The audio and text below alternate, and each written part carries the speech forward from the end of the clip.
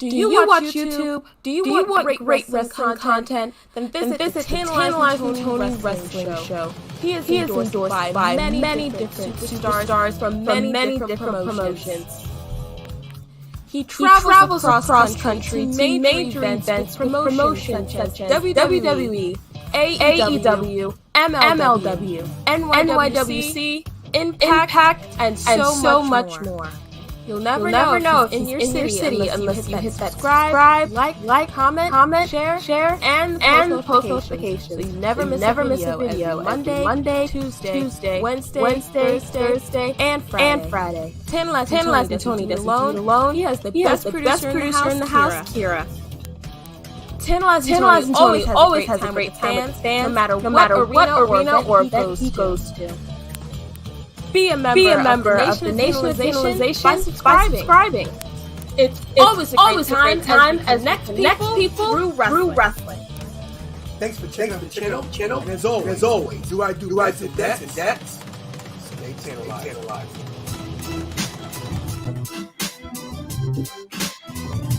Yeah, listen.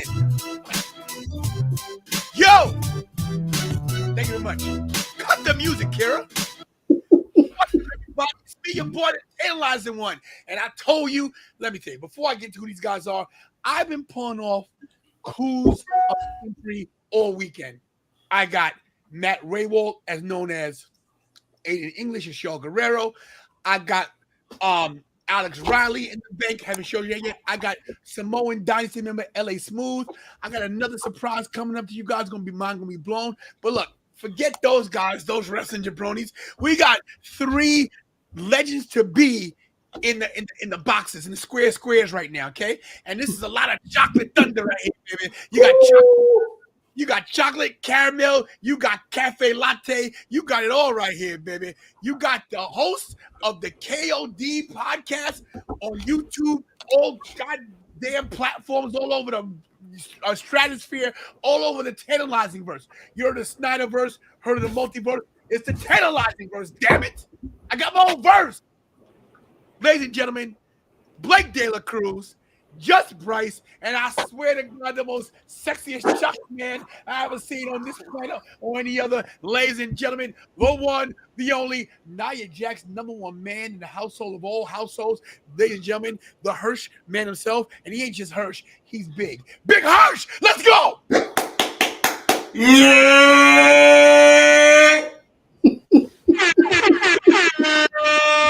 What's up, everybody out there at the Tantalizing Nation? It is I, him, the promo god, aka the chocolate one. As Tony said, Nia Jax's favorite piece of candy, aka that's Lilo husband, the one, the only, Big Hirsch. And to my left, maybe you're right, you're up, you're down, my brother from another mother, Mr. Tackle Drop Down in Toho, Mr. What's in This Cup? Is it a cookout cup? Just Bryce. Yo, how y'all feel out there? Welcome to the show tonight. How y'all doing? And there are the Tony's left, diagonal from me, one way or the other. Mr. I don't know, my mic's on mute. Blake De La Cruz.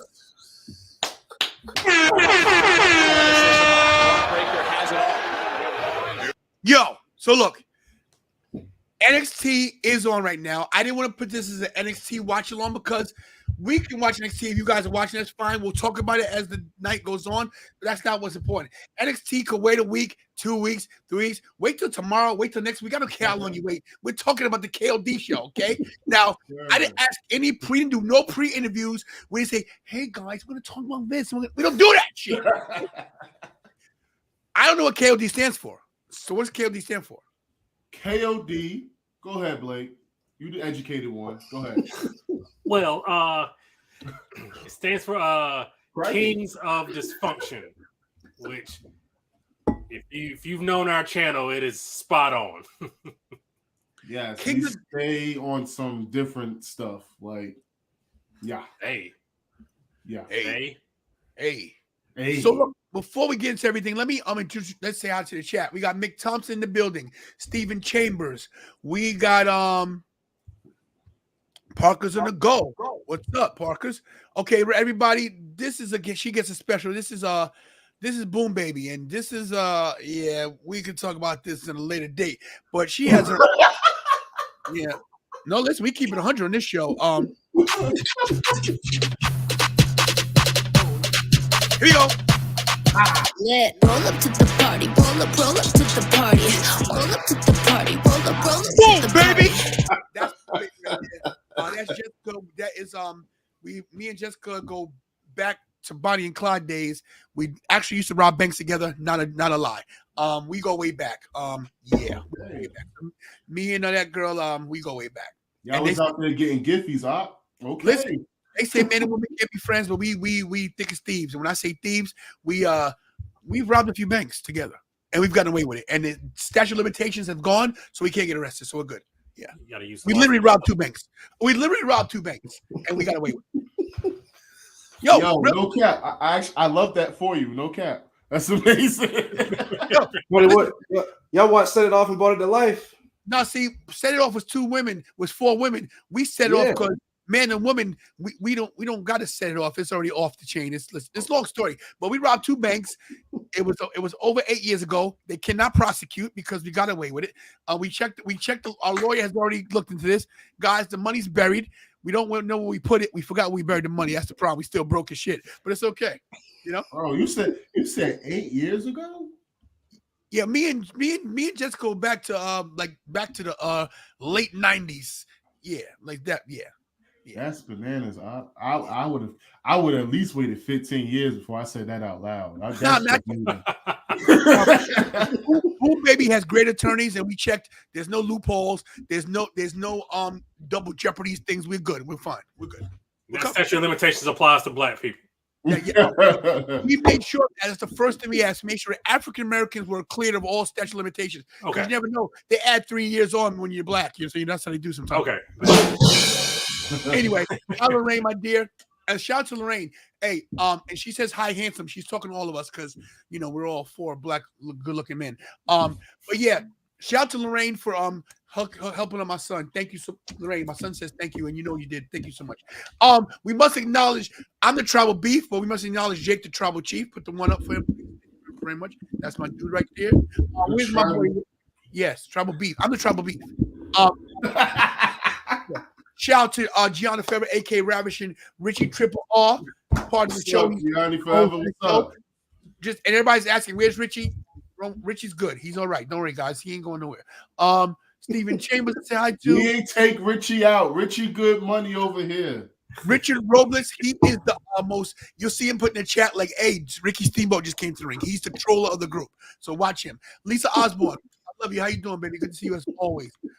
Greg Felty, hello. Carl Williams, and that's everybody. If I missed you, too bad. I can't read. My glasses got need a new prescription. All right, the KOD show, Kings of Dysfunction. Yes, sir. Yes, sir. So basically, you have a dysfunctional family. Yes, sir. Yes. I already know who the most dysfunctional is. We won't ask that one. Which one is the least dysfunctional? Ooh, probably Dela Cruz. Real talk. I'll probably go Bryce. Yeah. Bryce, you want to break the tie? I mean, I can't vote for myself. Come on now. The least? The least. Nah, hold up. I'm gonna say just Bryce because Dela Cruz don't be answering text messages in a timely fashion. Okay. Wait a minute now. Yeah, I don't know about that. I don't know what you're I'm referring always to. last on that. Nah. Like today he was on point. But I'm talking about any other day. Let me change this. Sorry, don't block you. There we go. Before we get into anything else, look, guys, you guys failed me last night. Some of the people in chat, I'm very upset with you. So we're gonna rectify that right now. If you weren't watching last night, that means you weren't here. Good. So we need 8 subscribers to get that 100 mark for these guys. There is right now 20 people watching this. If you have not subscribed to the KOD show, subscribe to KOD show, guys. I'm going to put the link up here. They need 8 subscribers to hit 100. I want them to hit it tonight. If not, I'm canceling this show, and all you guys are fired. Yo, bro. Come on now. Don't cancel the show. We ain't that important, bro. I'll start a new channel, bro. I got enough faith in myself. I'll start a new channel tonight. I'll call it Tantalized 20 2.0. That's what I'll do. I don't care. I want to send a special shout out to Parker's on the Go. That's my other channel, but my wife's running that. So I just want to say, hey, honey, hope you're doing well. Shout to the best producer right there. There we go. She's the producer. She produces everything. Shameless, all right. Shameless plug. 100. Since we're giving out plugs, I want to go ahead and there she goes. Speak on that devil. My heart started beating a little fast. You know what I'm saying? There go my baby. Shout out to Little Oxtail, aka Miss Lilo. Just wanted to say thank you for everything you do. We gang forever. You know what I mean? There you go. See, it's always Bryce, you got a lady or what's your story, bro? Oh yeah, of course. She taking care of the little boy right now, so she not. I don't think she's on here yet. She's not producing. She's not producing the show. She's not producing. No. I mean, she will later. She producing them kids, right? Hey, there you go. That's the only thing. That's the most important thing, bro. Right now, I think she's mid laying out some people, the terrible people over at Ashley. But that's another story for another day. She'll probably be on later. And we ain't nothing without these women. These women carry us, so that's shout out to them. Yes, sir. Hey, thank you for the subscription. Thank y'all for subscribing. Appreciate it, everybody. Yes, absolutely. We appreciate y'all. But before we do anything else, take it. I wanted to go ahead and step up to the plate, and I just wanted to tell everybody over here in Tantalized from Tony Land, all 200 people watching. Tony is an amazing dude. He is lit. Stop it. Tony is Wait. Before you, let me say this. This is the problem, bro.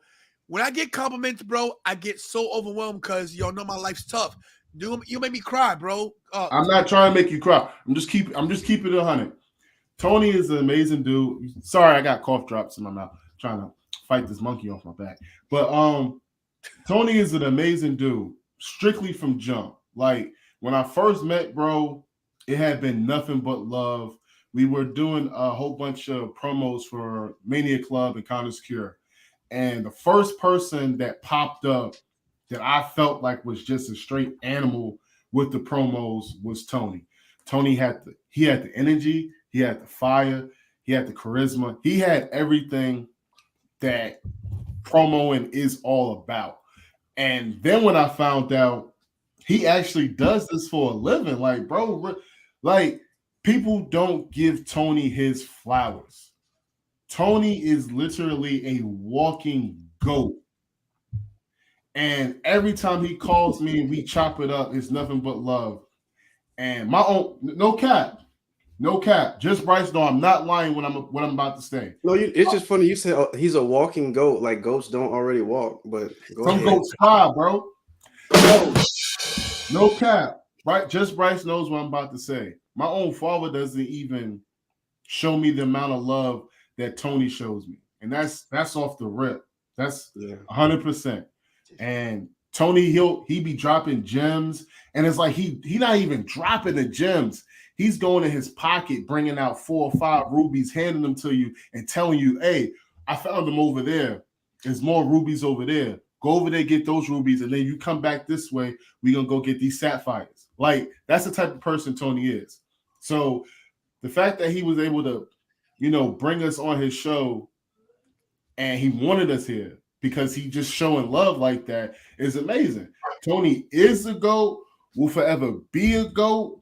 He's one of the hardest working YouTubers, period. Like Tony is about to blow. So a lot of you people should be blessed and find yourself honored to be in his presence right now at this stage, because no one works harder than Tony. At WrestleMania, I had to tell him 100,000 times to chill out, to stop, to breathe, to enjoy the moments with his daughter.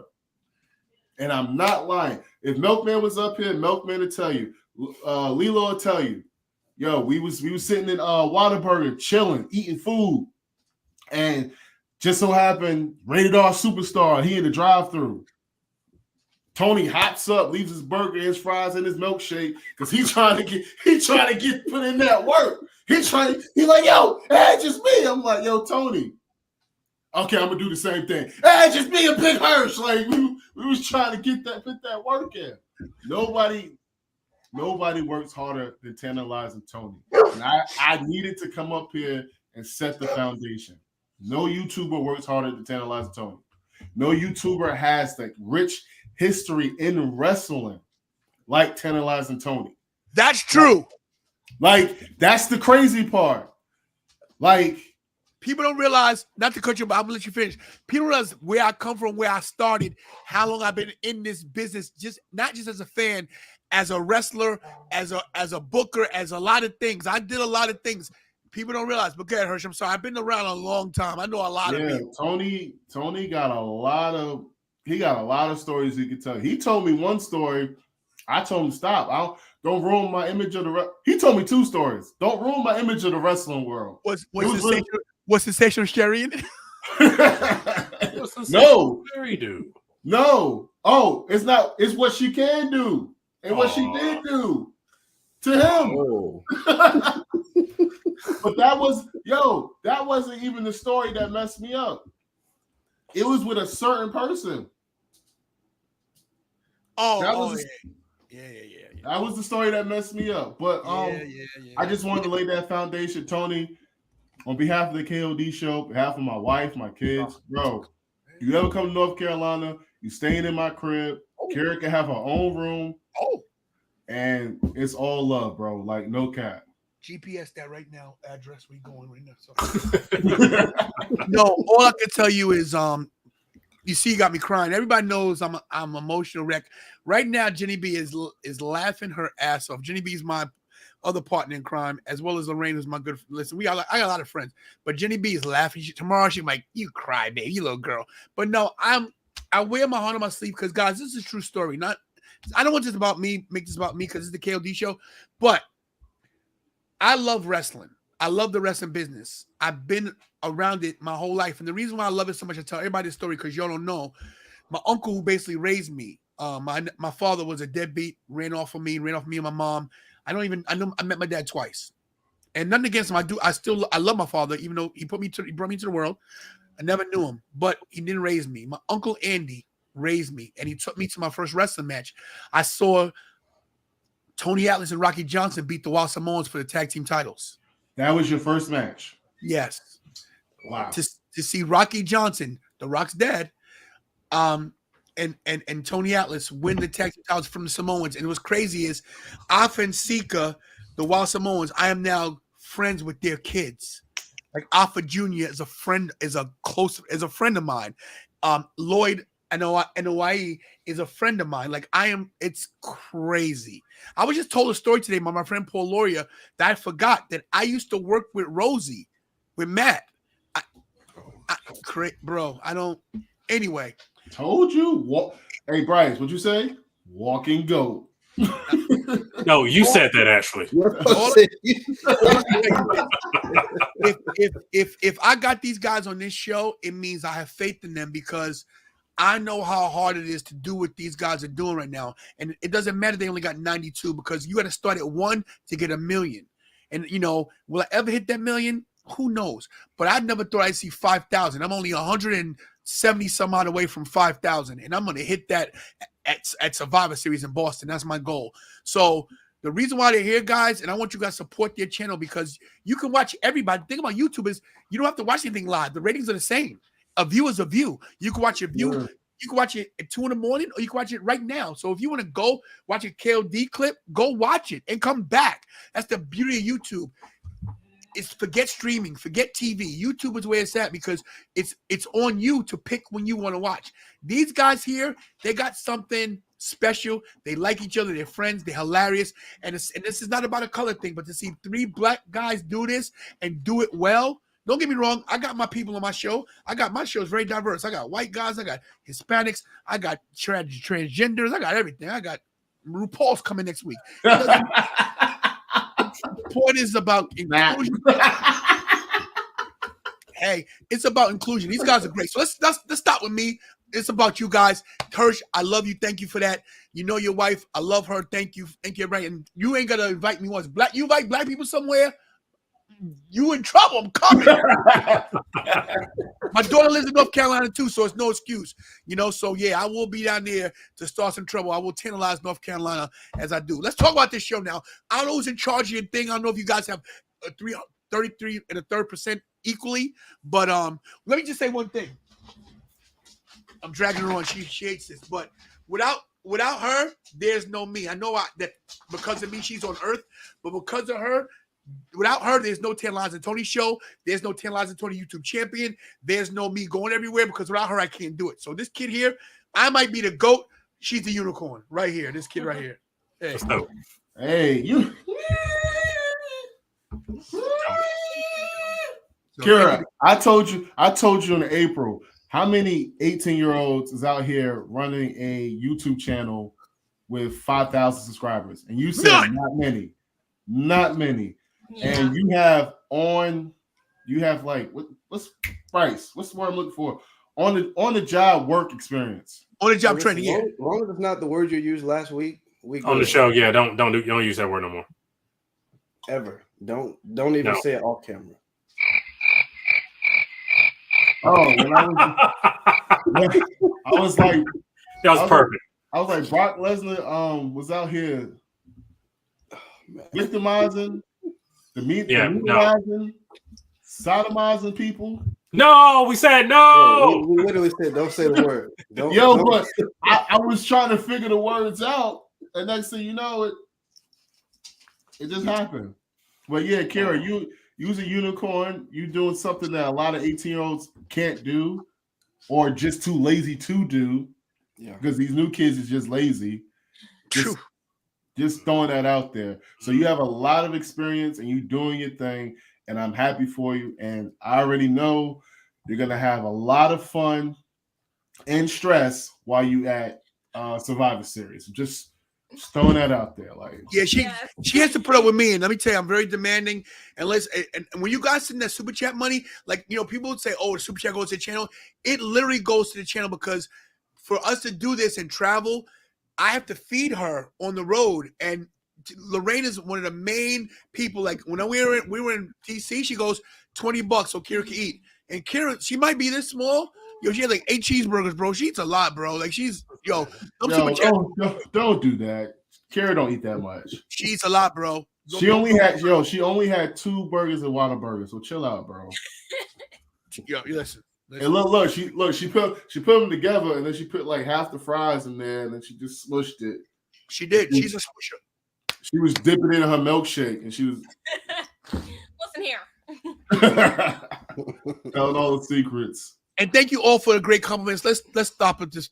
Can't cry no more. Let's talk about these guys. So the KOD show. So you guys love wrestling like I do, of course. And what do you guys talk about on your show? Current events. We review AEW, Dynamite, Rampage with anything important, which it rarely is. SmackDown and Raw. If there's a pay-per-view, we'll review that or preview that. And then just current news, events, just chop it up. Hey, Bryce, do you guys do prediction shows? So, yeah, we do. We actually started keeping track. The last episode, we did predictions for Crown Jewel as a part of our review. So, yeah, now we're starting to actually keep track of those, go over those. We got a show tomorrow. We're going to preview AEW. So I'm sure we'll do some predictions on there. Look, here's a preview. Botch, Saraya, Britt Baker, Botch, Tony Khan with Sugar Booger, and then the Bucks gonna come out. In that order. And you got to say your favorite move. Go ahead. What's your favorite move on AEW? Tall pole superseder.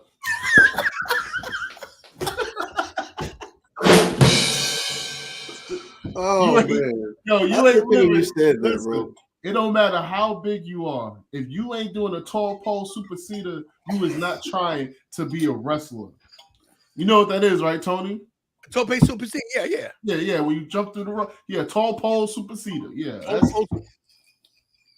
lit. That's the only type of move you need in your repertoire. You get the whole crowd on their feet. You do that. Like it's over. You won the match. You run the crowd, whether you heel or not. And if you guys are watching NXT, Zoe Stark is a heel. She talking junk.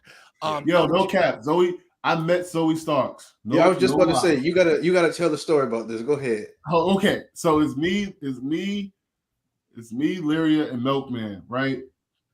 We are at AT&T Stadium on night one. We're walking through the stadium, looking around and everything like that. We had just met Diamond Glow. Diamond Glow is a Naomi cosplayer. She's always out there doing her cosplay thing, this, that, and the third, right? So my dumb self, right? I leave from meeting her. We go like 2 feet. Lo and behold, this is who it was. This is who I ran into. But this is not who I thought she was. I did not know Shorty name. I was like, hold on, what's Shorty name? I was like, oh, it's Shorty from that be with Santos Escobar, De Los Fantasma, or whatever, right? So I'm like, yo, Shorty. I swear to God, I called her Shorty. I'm like, yo, Shorty, I love y'all together. All 4 of y'all doing y'all thing. She looking at me like I'm drunk as I don't know what. Come to find out, it's Zoe Starks. And guess when I found out it was Zoe Starks? Not that night. Not the next day. But like 2-3 weeks later, when Lilo was like, yo, who is this? And I was like, yo, no cap, sweetheart. I have no idea who this person is. I was like, I don't even think she's on TV. It was Zoe Starks. Yo, I remember you telling me this story. And I went through pictures with you. I'm like, is it this girl? No. Is it this girl? No. We was on this for like a week or two.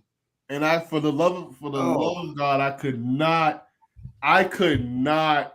figure out who it was. I really thought she was Alexa Lopez. See, look, Milkman know what I'm talking about.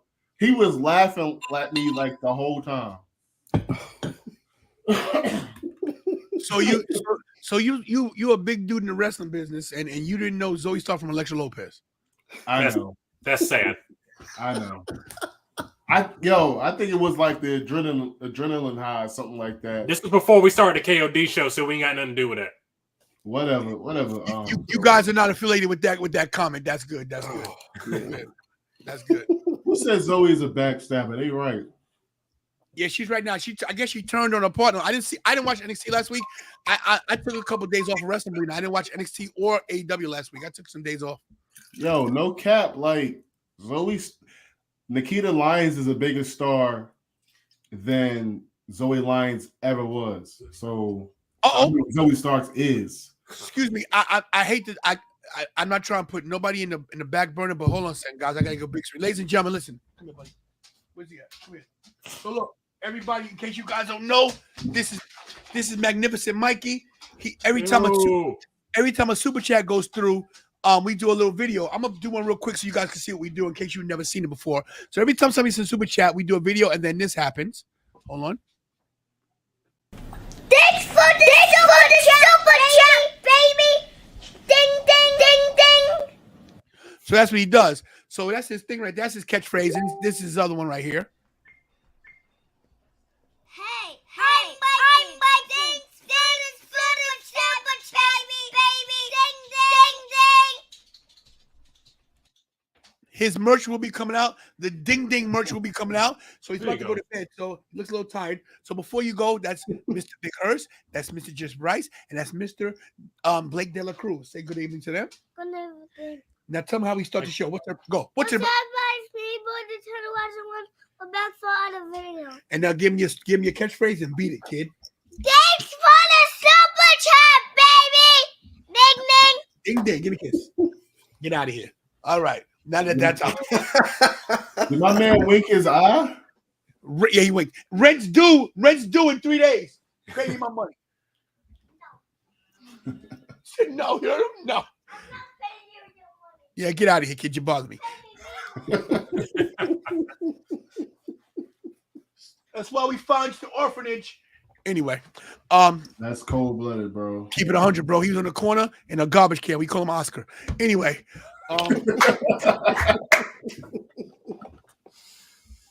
Anyway, back to you guys. So you guys do reviews. You told you always talk story. So what's the last event you've been to, Hirsch?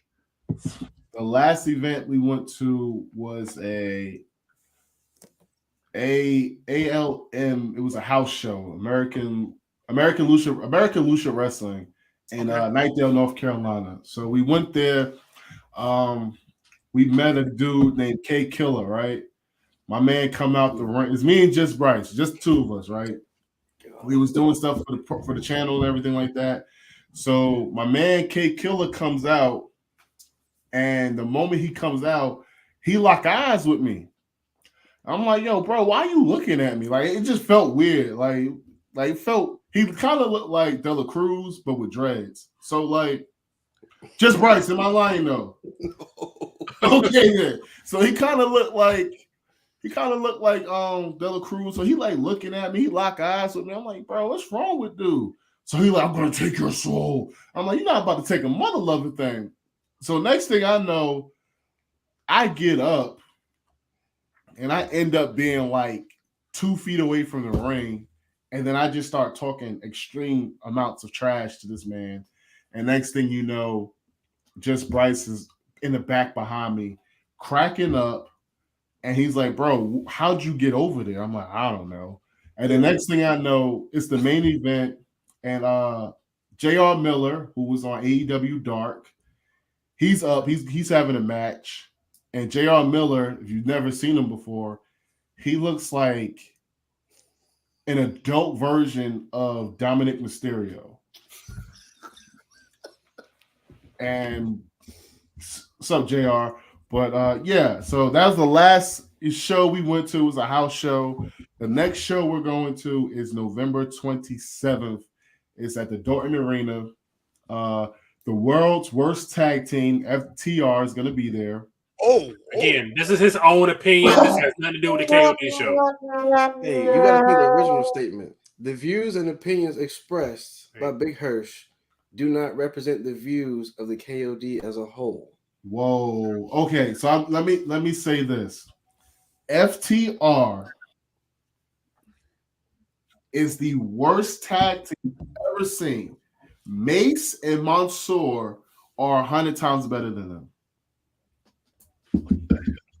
This is what we deal with on a weekly basis. The maximum male models are better than Mace than FTR. Because you like how they tag? Yes, because they do the little. That is the greatest tag in the world. Okay. Oh, come back. Oh God. So Hirsch, you know, we being one thing that we've never done against. We never had a promo battle. We never had it against each other. We've said things here and there. We never really got to get, together with the thing. But so we're gonna have a little debate right here because Hirsch, I know you're a smart man. I know for a fact you're definitely a smart man. You're intelligent. You listen. Not only you're a smart man, you're lucky because the wife you have, I don't know how you pulled it off. But let me just say this. I love you, bro. I know how I pulled it off. Let's keep that rated PG, guys. But how can you say that these guys are not one of the greatest tag teams to ever step into the squared circle? Okay. I want to hear it. Okay, first things first. Can you please take down this horrible photo? Matter of fact, just leave it. Just leave it. Okay. Just leave it. Okay. I will break down in chronological order my issue with FTR. No, I'm gonna do. Hold up. Wait. Give me 1 second. Yeah, bro. There you go.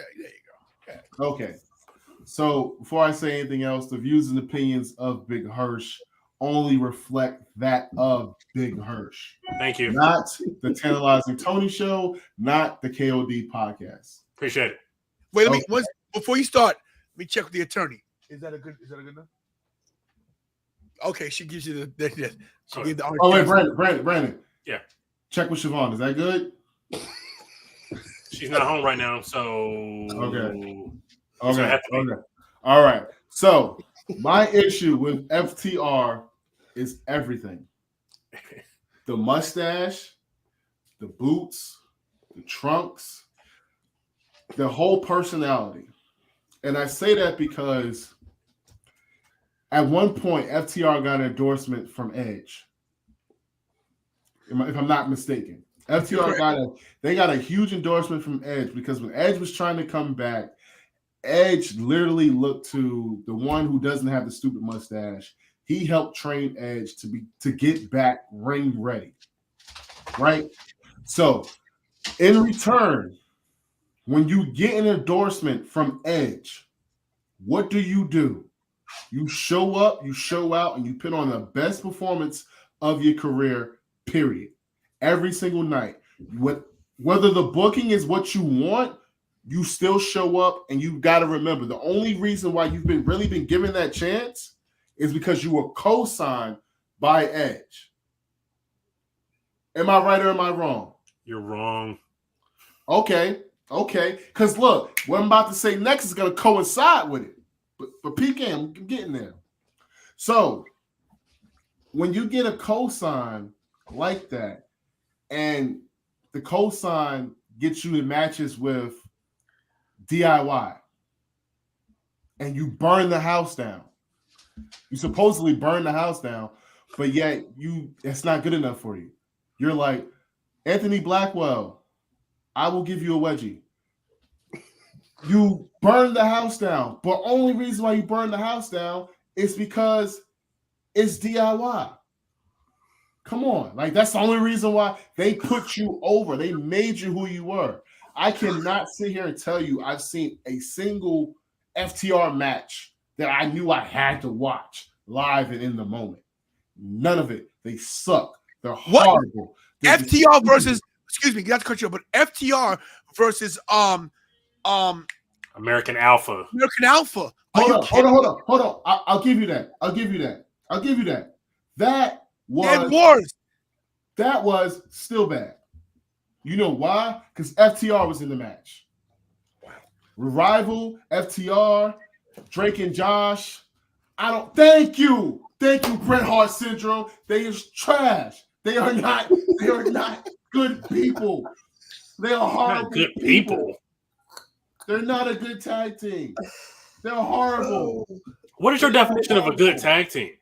They're not a good tag team. What is your definition of a good tag team? Alpha Academy, the Usos, the New Day, Mason Mansoor. But why? But that's not. You're telling me teams, but why?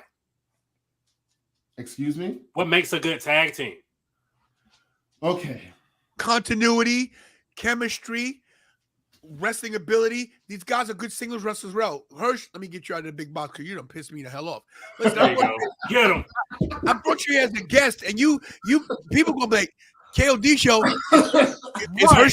Is Hirsch on tonight? We're not watching. What are you talking about, Hirsch? Listen, I get you might not like the guys.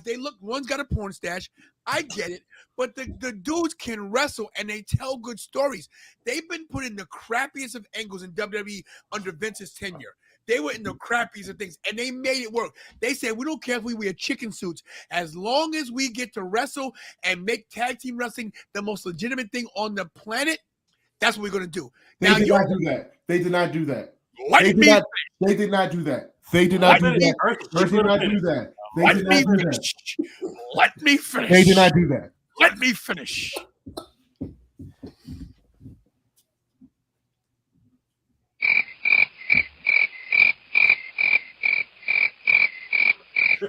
They did everything they said they were going to do. They made tag team wrestling relevant. Now, I'm not saying they're not great tag teams out there, but look, here's what you got to look at, okay? And I'm going to show you something so you understand what I'm saying. Hold on.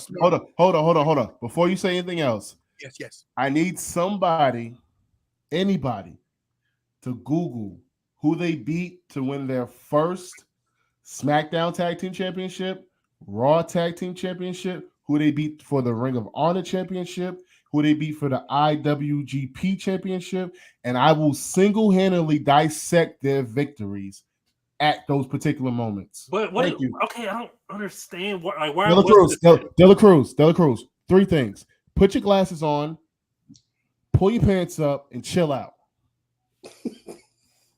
Let's go, because you know how I feel about these two.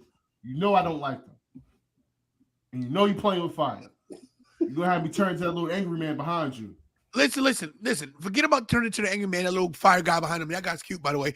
But look, here's what you gotta realize, okay? This picture says it all. And they're even missing a title. Bro, no company is gonna put their straps on a scrub tag team. All these straps. This isn't like a gimmick. They're IWGP Tag Team Champions. They're Ring of Honor Tag Team Champions. Now, that might not be the Ring of Honor that we know, and the AAA might not be the most prestigious titles, but they're former they're former WWE Tag Team Champions. They're former NXT Tag Team Champions. All these companies are not going to put their straps on these guys if they're not talented. You can hate them for whatever reason. When did they ever have a bad match? You're telling me they have matches that botch? Is that what you're telling me? They have botch matches? Name a match where they had any problems, where it wasn't good or wasn't entertaining. They're not the biggest guys in the world. They don't have a lot of size. They're not the greatest technical of wrestlers, but they're solid mat wrestlers. They're not high flyers, but they can fly. They're not strong guys, but they're strong. They have little pieces. They got a piece of the Heart Foundation. They got a piece of the Killer Bees. They got a piece of the Usos, because they're charismatic, these guys. Rock and Roll Express. Thank you. And their throwbacks to Tully and Arn. You tell me Tully and Arn aren't one of the greatest tag teams in the history of the planet? These guys right now are the hottest team. Let me tell you why. They're consistent.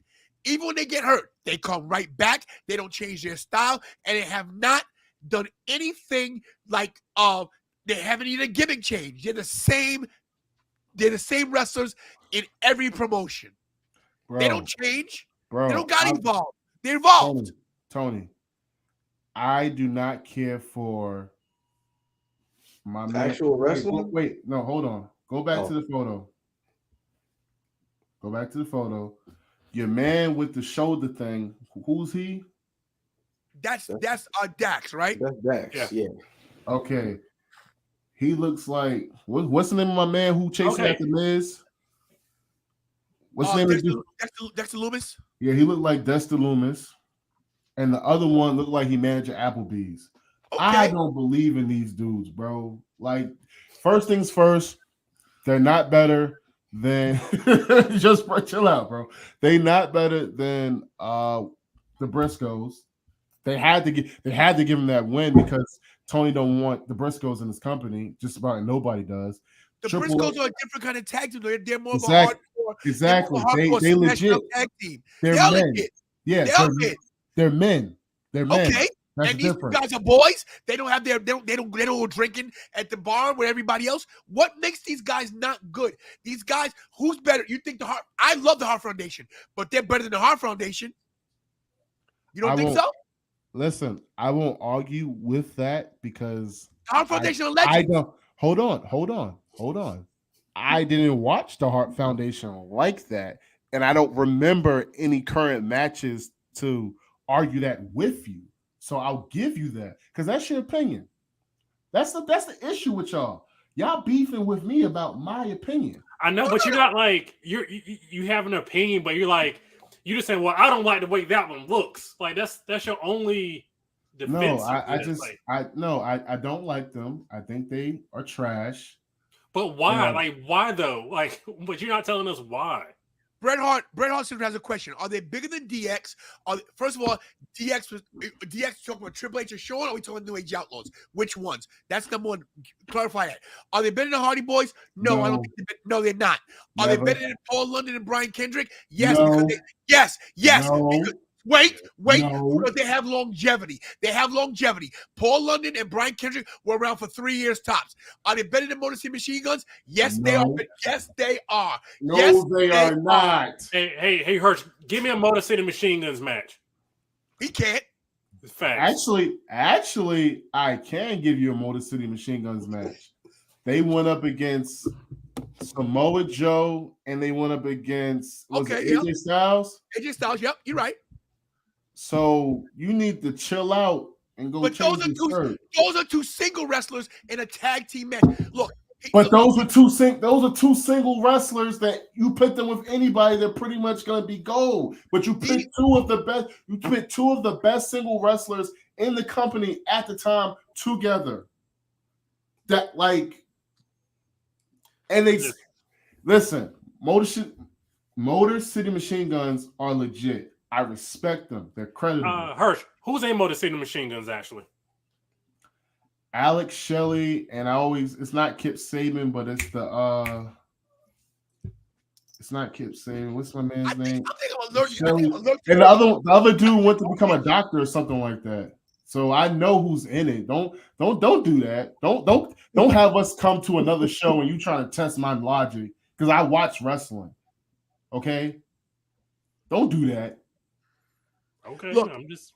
Hirsch is entitled to his opinion, and listen, I respect it 100% because he's very passionate about it. But when you say they're not good wrestlers, if you say they can't wrestle, you're wrong. You might not like their booking. Their booking might not be. They might not be booked the best, but that's not their fault. They have been giving shit over every company they've gone to, and they made it out of gold. You know why? Because they're good. No. No. So why does the best tag team get the shittiest positions? Okay, I'll give you. Vince McMahon doesn't know how to book tag teams. So there's one. Yeah, and in NXT, they were given everything in NXT. So in AEW, they got a Young Bucks problem. So which is why they've been cut off at the knees. So that's why they've had issues. Wait, so you just said at NXT they were given everything they wanted, right or wrong? They were. Yeah, okay. But they did great at NXT.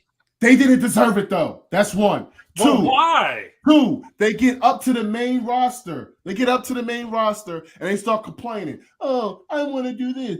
They were booked terribly. No, they were not booked terribly. They were given every match they wanted. They were hand given the titles. They sat out in catering for 6 to 7 months because they were like, oh, we're going to leave if we don't start getting better matches. First of all, and then what did Vince do? He took I remember that match because it was in Charlotte, North Carolina. It was Clash of the Champions. Vince hand gave those idiots the titles in Charlotte, and then they were hand-picked. He gave them the scraps. First of all, let me just introduce the host, the Anthony Graves pod. It's Anthony Graves. Look, we lighten the room up. Now we can put some milk in the coffee here so he can, I want to ask him that's right. Listen, bro, that's how I do it. Oh. Anthony Graves, welcome to the show. This is KOD. Of course, you know this. What do you think about FTR, Anthony? What's your take? You're younger. Anthony's only 19 years old, so he's got a younger version than we do because we're a little aged. What do you think about FTR? Hey, before you say anything, Graves, don't come up here and say anything stupid about FTR. Just agree that anything stupid. What would be stupid? That they are good. Yeah, I mean, hold on one second. Actually, I'm just doing something real quick. There you go. I made it my lock screen now just for you. FTR is the #1 tag team in the world. Let's go! Probably now, real quick, I could see why you don't like them for a couple reasons. Okay, they don't fit the typical model of what tag team wrestling is nowadays. Okay, they have a very old. I'm going to pause you on that one. Okay. I grew up watching wrestling. I grew up watching wrestling in the 90s. So therefore, I'm a classic tag team wrestling fan. But go ahead. Okay. Well, I'm just saying, and as far as their work goes, you got obviously who they wrestle in NXT. You got DIY, American Alpha. A lot of them had a high-paced style. FTR is more of they got kind of like the Brainbusters kind of tag team. They were a very old school tag team, and some of the time on the main roster, I don't know if you watched a lot of the NXT stuff, but on the main roster, I think a lot of their stuff was really flat. And I think a lot of that, I don't know if you can put all that on them, but I think you can also put it on the tag team division itself because we know how the tag team division was for a while and still kind of is. But okay, so I'm gonna pause you right there. Just again. So if you are in class and you are partnered with someone, and let's say you're in honors class. You're both obviously in honors class for a reason. Am I right or am I wrong? Correct. Okay, so it's up to you and your partner that you're both in honors class to make sure the work gets done correctly, right? And Correct. if you've been given 7 to 9 minutes to make it work, you need to make it work, correct? Correct. So if you have to pull a little bit more weight to make it work, are you not going to do that? Where's this going? Correct. I'm not sure. Hold on. I'm not sure what I'm. It's Are you it's go, it's, insinuating wait, that wait, their opponents are it's, carrying them? no, yes, their opponents. Look, if you are in a tag team division that is suffering, this is where it's going in, Brandon. If you are going in a tag team division that is suffering and you are supposed to be that tag team, then you need to work that much harder with a team that is not that good to make them that much better. And they couldn't do it. But go ahead, Graves. I won't interrupt anymore. Because now my producers get mad at me because I'm telling the truth. This is why, guys, you gotta. This is how I segue. Graves, table that for 1 second. This is why you guys have got to subscribe to the KOD show, because you got a guy like Hirsch who is so opinionated that he does not back down, and that's the kind of show you want to watch, guys. If you're not subscribed to the KOD show, something's wrong with you guys. Please subscribe. They're at 90. They're still at 92. I don't understand how this is even possible. If we got all these people watching, where are my 8 subscribers for their channel? We're gonna have some real problems in this channel if you guys don't freaking subscribe to my boys, because right now Hirsch and the boys are killing it. Graves, go ahead, bro. Make your point and let them know what's going on, man. Because I don't usually say this for Hirsch to get smoked, but please shut Hirsch down right now, because right now I want to come to North Carolina and eat some dinner at his table and tell him to go sit in his room. Go ahead, bro. I'm not gonna lie. I forgot the point I was gonna make. God, bro. I'm just gonna tell you this. I'm a big fan of FTR. A lot of people are. I love their in-ring work, and I still think they're the #1 tag team in all of wrestling. I saw somebody say in the chat, like, how can you be a fan of old school wrestling and not be a fan of FTR? That literally doesn't. They are the '90s tag team. Yep. No. So I don't understand how. It's not them. Huh?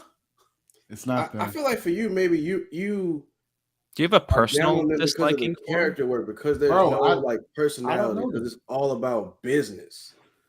They don't have like the funny tag that like Mansoor and Marseille do. They don't have like the flair and the personality of like a New Day. They don't have the demeanor of a Usos. They literally get in the ring and just wrestle. That's it. Wrestling. Exactly. It's just wrestling. They don't have a great promo. They don't have a bad promo. They can cut a promo, but they are not given time on TV to do that. They are not booked as they should be. When they got booked on the main roster, you're having tag matches against a bunch of people that are not actual tag teams. I'll say this real quick. Wrestlers, putting them in a tag team against back then the Revival, and they're doing what the best they can do. Bro, it's only so much you can really do to carry something and make it better. Go ahead, Graves. Especially given the constraints. I'll say this real quick. Hirsch, if you don't like FTR, I kind of get it, only because a lot of people are a big fan of Hangman. I think kind of Hangman's just kind of mid, and that's just me. Like, if you don't like the team for whatever reason, I can understand it, because there's just some characters I don't like that a lot of people do. So I get it. Logan Paul does a better buckshot lariat than Hangman Adam Page. Can we get a round of applause? I'll clap to that. Because that's the truth. I will say this. I will say hello to Milkman, because he was texting me. Carl Williams, you're lying, because WWE's fine. I will say hello to Cynthia and Percy. Hopefully you guys are doing well down there in Florida. I will say this. Hello once again to Lilo. I know I'm making a lot of noise and the kids probably need to go to sleep. Sorry. They'll be okay. But I don't want to talk about the worst tag team in the world anymore. Oh, that's crazy. That's the truth. There's worse tag teams in them. There are worse tag teams, but this is, guys, what I wanted to tell you guys is why you guys should watch the KOD show, because they have such passion. They have debates like this, and it goes on for a while. And people are like, oh, let's cut it the segment. Forget cutting the segment. I want Hirsch glasses to break as he's talking, because he gets into it that much. He gets that, and I love that about it. That's the passion that this guy has for his opinion is great. That's why you guys compliment each other so much. So, let me tell you who I haven't heard from enough. I haven't heard from De La Cruz enough, bro. Oh. I haven't.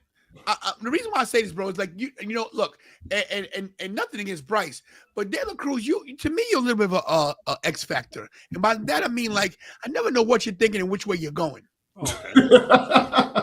Pretty much my life. So no. With Bryce, I get like Bryce got his. I'm looking at his memorabilia. I'm looking at his action figures. I'm looking at his title. I know he's going. You got Thanos' glove there. You got the fire dude. You got your little picture. I'm confused. You on your couch. We on our chairs. To me, you got to lay back. I want to know what your deal is, bro. I want to know. So I got a cruise channel, so I'm kind of laid back. So me and my wife, we have a cruise channel. Parker's on the go. Go subscribe, by the way. So this is just, we do a live on Thursday nights. This is what we do our live. So she sits right here and I sit right here. What's your cruise? So that's couch. What's your cruise channel? What's the name of it? Parker's on the go.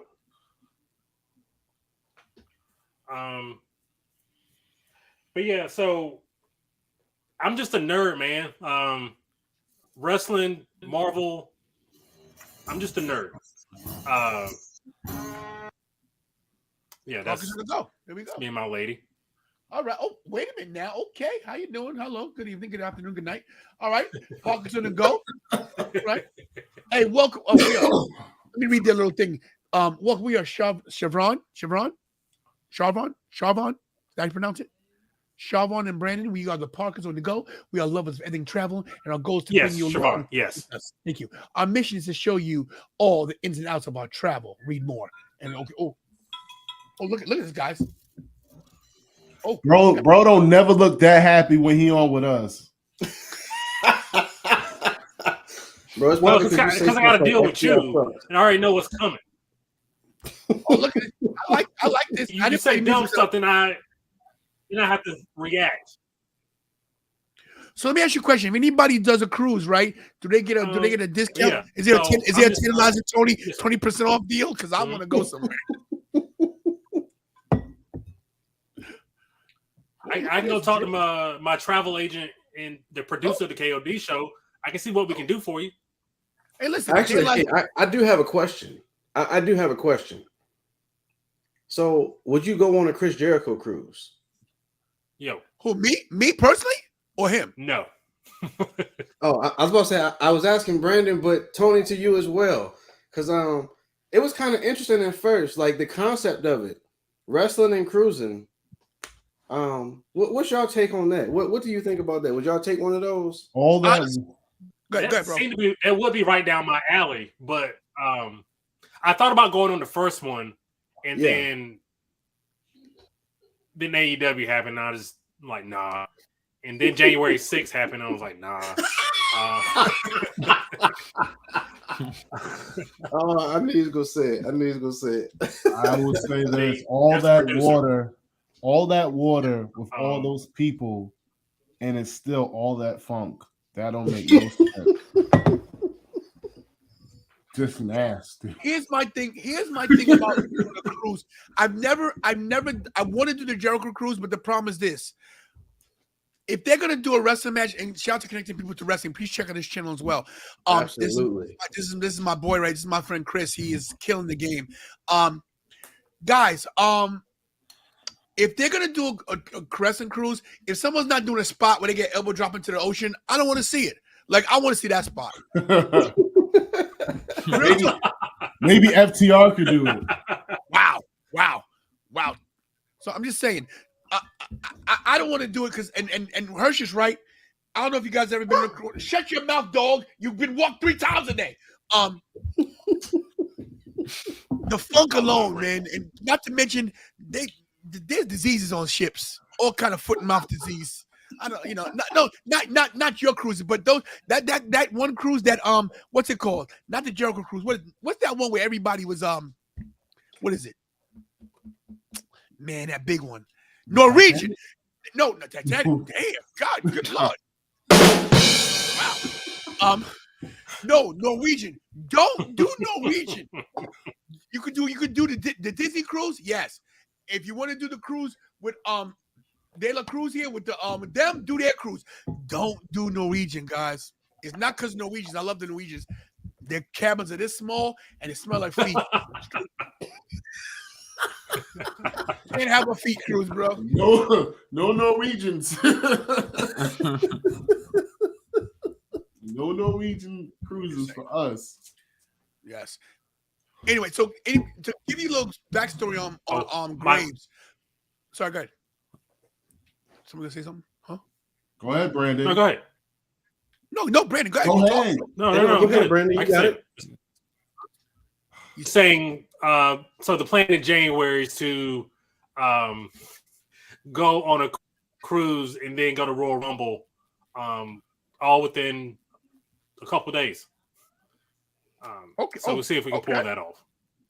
Okay. Well, look, if you guys want to go to a cruise that don't smell like feet, go to. No, I'm telling you, go to Parkers on the Go. Go to their page, subscribe. I already did. I'm hitting the notification bell right there, so I know when they're going to do their things. They share that traveling as a couple in the family. They'll give you travel tips along the way. So, and then look, anything you do with a couple, when a man and woman do it together, be happy because you can be here doing this by yourself like I do. I got to do it with my daughter. That's how lame I am. So he's with his wife. God bless you for that, bro. You know, so guys, subscribe to that too. Where we at on the KOD show? We better be at 100. I'm gonna be real upset, guys. I'm not playing this crap with you. 94. I got NXT on real quick. That was crazy. Angle slam off the top rope. Whoa.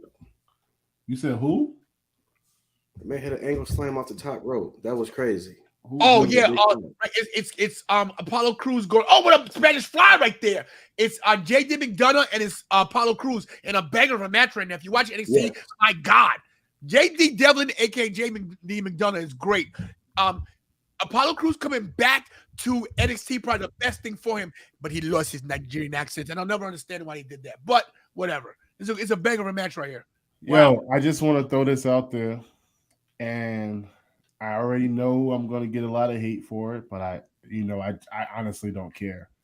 The NXT champion. Doesn't care about being right. That's my sister-in-law.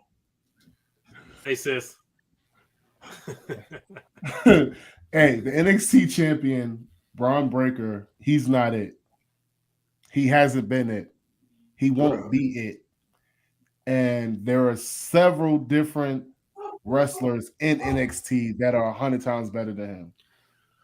Everybody, I want you guys to hear this very clearly from me when I say this, okay? I want you to pay close attention. Okay. Everybody listening? You listen to everybody? You paying attention? Big Hirsch is correct. He's correct. Thank you. And I'm going to tell you why right now, guys. Listen, Braun Breaker is talented. Braun Breaker is good.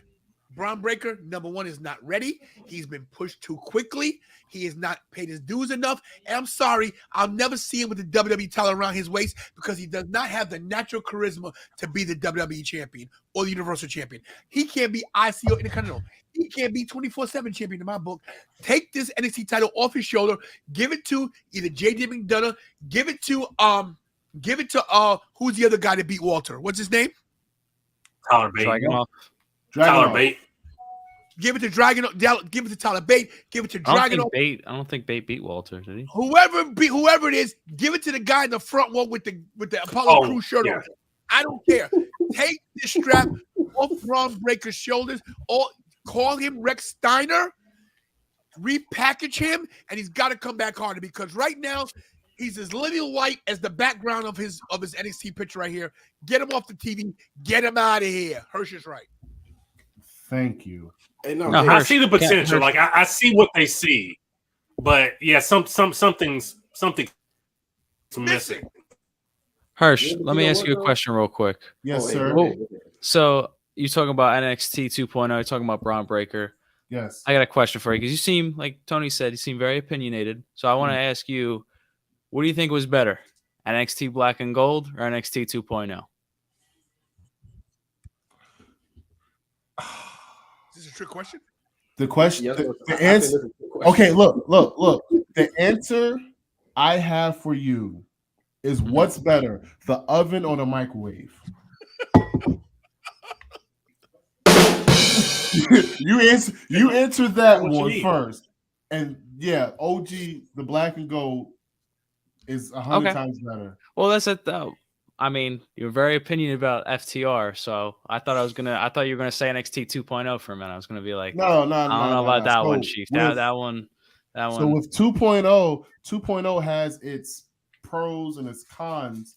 However, they're getting a lot more talent, but it's like they're not getting them at the rate that the old school black and gold had.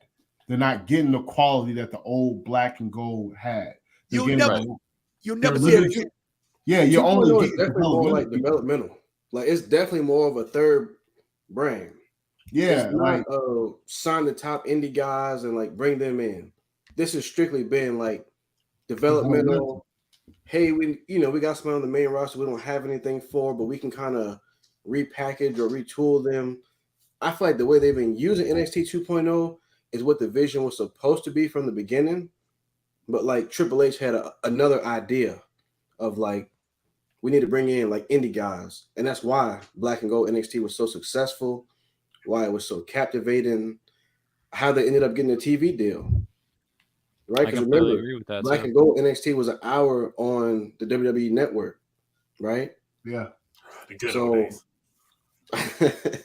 So then bringing it to network TV, going to 2 hours, stuff started to change a little bit. And then especially when, Triple H had his health stuff and kind of stepped back and Vince kind of went down and took over a little bit. And you saw how things kind of shifted to kind of how it is now.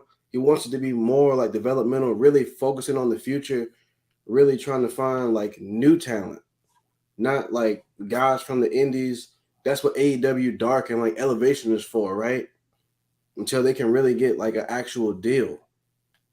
They're trying to actually find athletes, people that love wrestling, people who want to train to do this and putting them through like their developmental system. And I don't want to say it's unfortunate, but like that's the results that we got with like NXT 2.0. It's not going to be as exciting because we don't have like those people we love from the indies, right? We have to find new people to love. And that's why I was going to say, like with Braun Breaker, like I have respect for him because he easily could have just said, oh, I'm generation, right? I got a legacy in this business and could easily attach the Steiner name to whoever he wanted to be. But he didn't do that.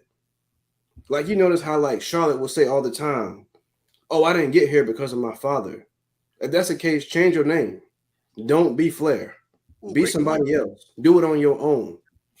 But that's why I say I got respect for him because he really is doing it on his own. He's not trying to sit up here and say, I'm a legacy, I'm a generational type of guy. I'm my own man.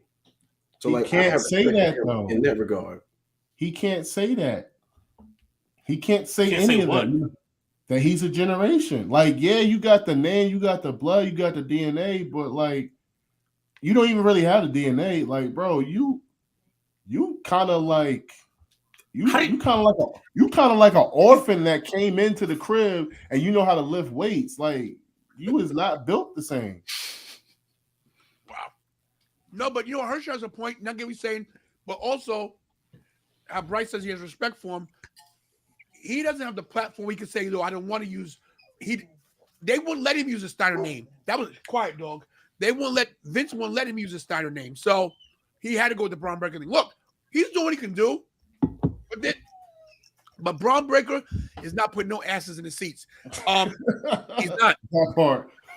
Why do you think they had to unify the titles? Exactly. That part. to put him over someone, it still ain't working. I think he'll be going. I think he'll be to the main roster soon, and you can repackage him. But we'll see. This is a main question I want to have with you guys because this is my pet peeve with wrestling, the whole thing. And I want Graves to go first so he can set the tone. Graves, your take on this guy right now?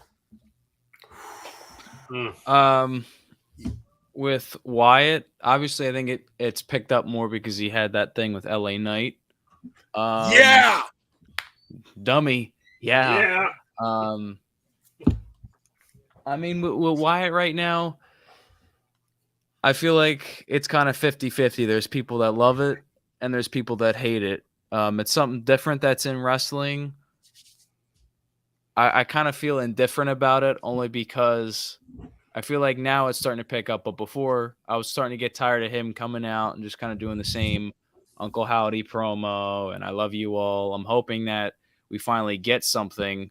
But, I got to say that the guy is over. The guy is so popular amongst fans. I mean, Tony, you were there at Extreme Rules. The ovation he got. The guy has a lot of name value to him. I'm glad that he's back in the company. I think he's more of a positive than a negative. I just think that they need to start picking this up before it starts to lose steam. Bryce, what do you think? Yeah, as far as Bray Wyatt, man, I had a professor in college he reminded me a lot of. And I remember telling her this, that like she is the best at saying everything and saying nothing. That he say a lot of stuff that sound important, but it's really a lot of nonsense. It's a lot of nothing. And like my thing with Bray is it always comes down to like he's so good at selling and getting you interested and being invested, but then you have to pay it off in the ring. Okay. I'm just happy from like where this started to where he's at now. That this is not a feud of like Bray Wyatt versus Bray Wyatt. That he at least has an opponent and he can kind of do something with that. Because the way it was looking, I was really afraid it was going to be some type of cinematic Bray Wyatt versus Bray Wyatt. It's for the people that like that kind of thing. If you know kind of match.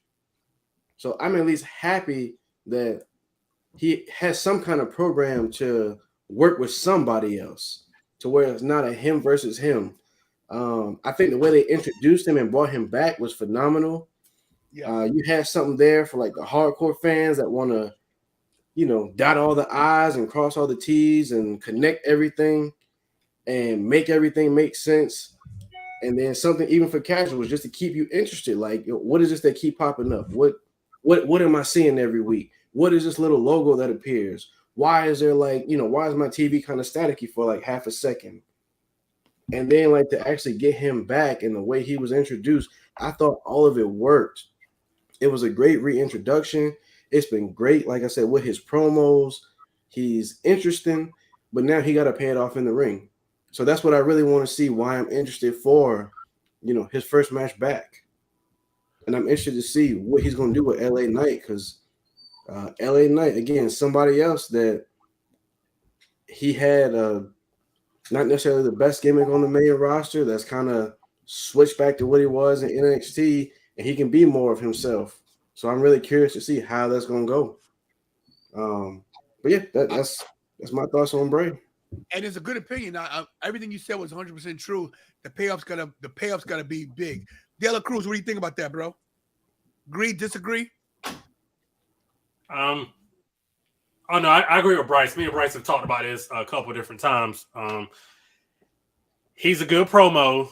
His stuff is very interesting, but at the end of the day, it's in a wrestling ring. And how long can we do this? So, just kind of what is the payoff?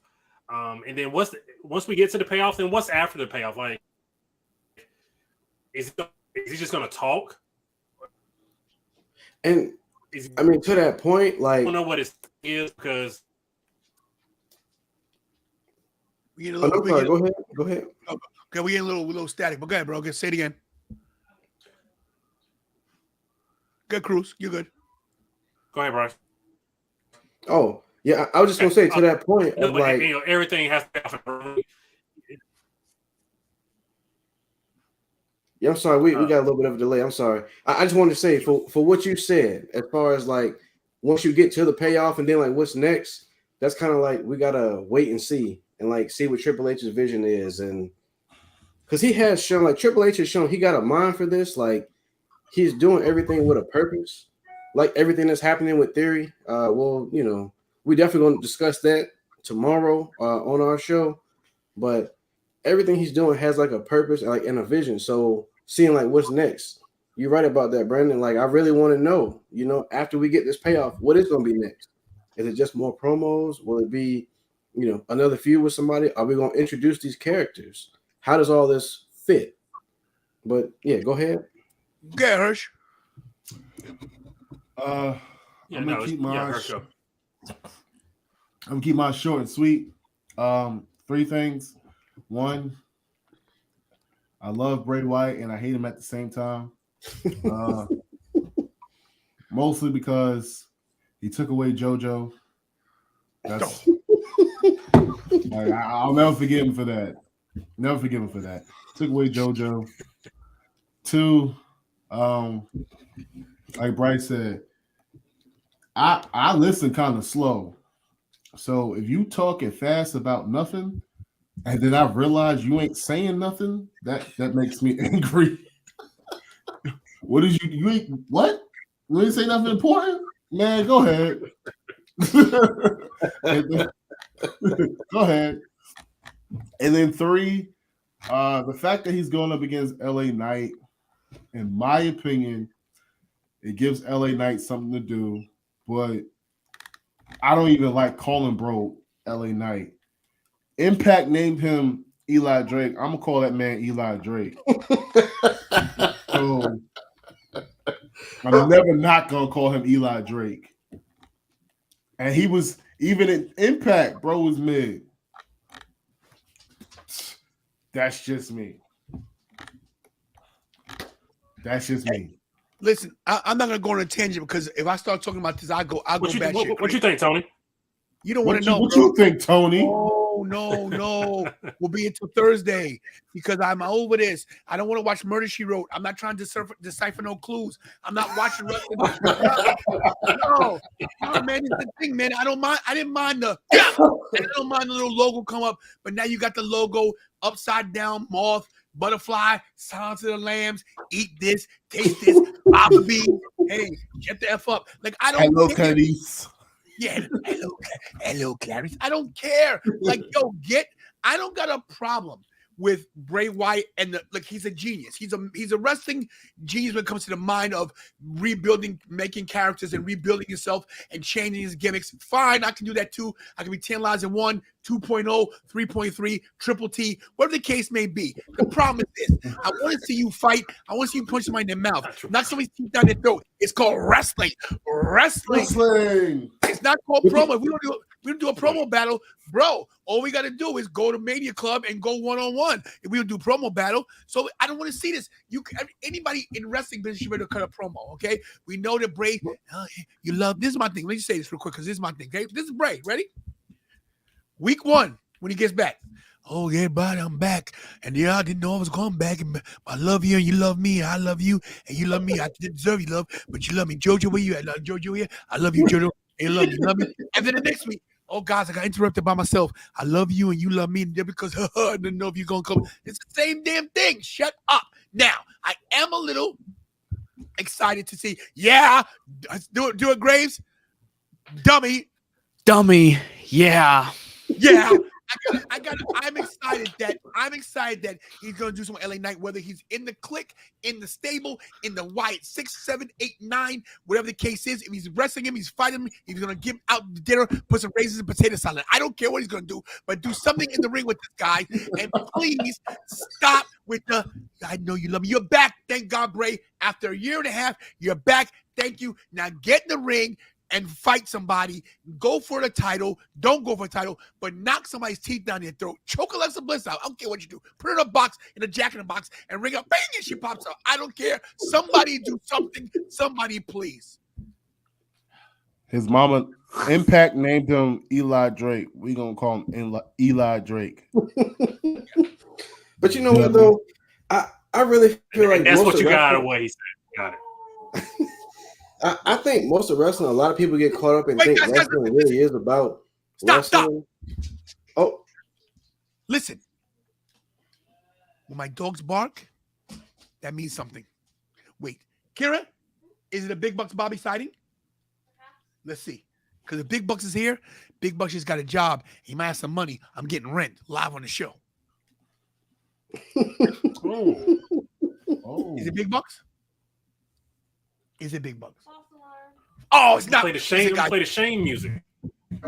Big Bucks Bobby just got a job. He owes me rent 6 months. I want my money today. I want it live on the show. We're doing live. We're doing live. I'm sorry, Bryce. I didn't mean to cut you off, bro. Go ahead, Bryce. Continue. No, bro. you good.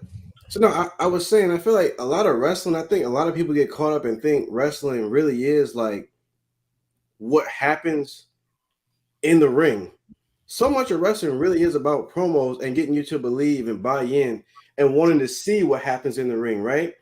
I'm not saying the in-ring is not important, but I feel like a lot of it really is like the promos and the believability and like getting you to believe. I'm interested to see Bray now in this incarnation because like the Fiend, what could you do with that character really? With somebody who doesn't really sell, somebody who doesn't feel pain. Like I feel like that's something you might see like in a horror movie or something, right? I don't think that really worked for wrestling. I can't really be invested in what he was doing in the ring because I don't feel any sympathy for him, right? So that's why I'm saying this incarnation of Bray, I think him now coming back saying, hey, like, I love the fans and like, you guys was there for me at my lowest point. Like, you brought me back. Are we going to see more of like Bray selling in the ring in his matches to basically keep the people behind him to be a babyface? I hope they're not making Bray like a tweener to where he's heel and babyface at random times. So I feel like that was what was wrong with him before, right? He can cut these promos and make you believe and get you interested in the match. And then you see it and you're like, man, I don't care what happens to this. And a lot of times you felt let down. Like the fact that they had a Hell in a Cell match that just got stopped. That killed his momentum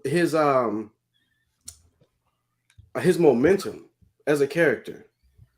That took me out of it as like Hell in a Cell don't have no rules.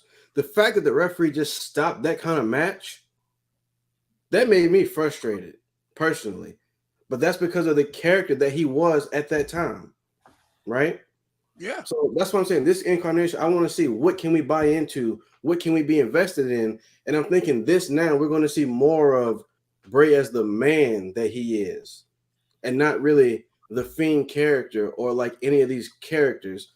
I think it'll be kind of fragments of his mind basically, and we can see different things from him, but like he'll be able to tell a story in the ring is what I'm hoping for. I'm hoping we can see a guy that we can get invested in and we can get behind, and not somebody that just spews nonsense that delivers something that don't match up in the ring.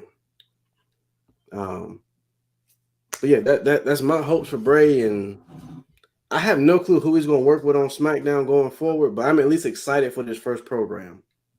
We're definitely going to see. It's in Triple H's hands. That's one thing we have to look forward to. That Triple H is at the helm. This is not a Vince thing. I think all the Vince stuff we saw the 24/7 title go in the garbage. So which was good. No, she missed.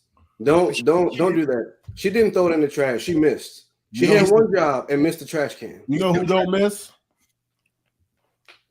Mello don't miss. That's facts. True. But he missed on all his selling, hot dog. Why is Carmelo Hayes catching strays? Because it's Carmelo Hayes. Can't stand him. All right. You love him one week, you hate him next week. I don't make up your mind. Nah, I love Carmelo Hayes. He dope. We're gonna do something different. I didn't tell you guys what we're gonna do. I want to see what you guys' wrestling knowledge is like. I'm on the internet right now. I just pulled up a little wrestling trivia.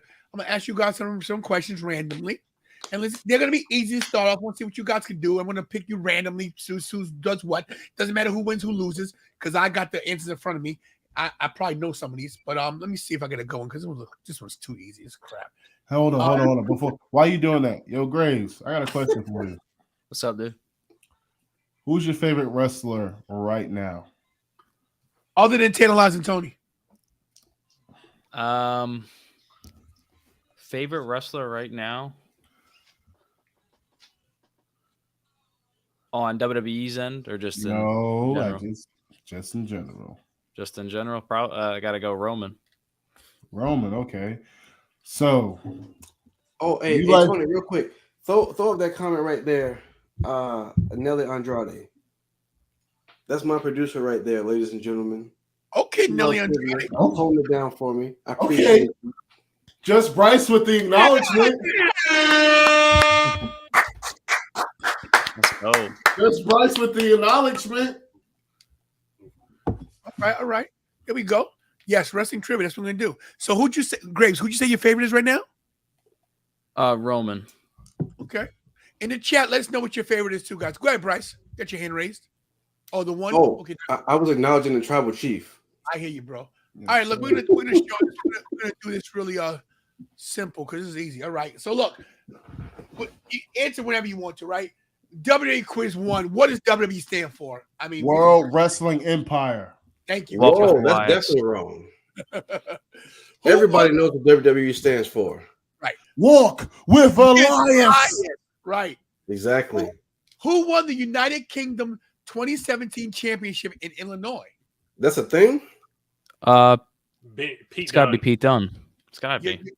Seth Rollins, Pete Dunne, Apollo Crews, or Dean Ambrose? Yeah, it's got to be. Well, you got to be Pete Dunne based on the Pete options. Dunne? Come on, man. Wait, who is Pete Dunne? Does he exist? Butch. Yeah. Who is Finn Balor better known as? The Miz. A guy that has abs Prince for Devitt, but no reason. Too many abs. These are easy. At WrestleMania 33, who asked Nikki Bella? Who asked these questions? Nobody. The Invisible Man. Right. You can't see him. Which of the following is Seth Rollins' signature move? Probably disrespecting somebody with his ring attire. Next. The Big Tickle.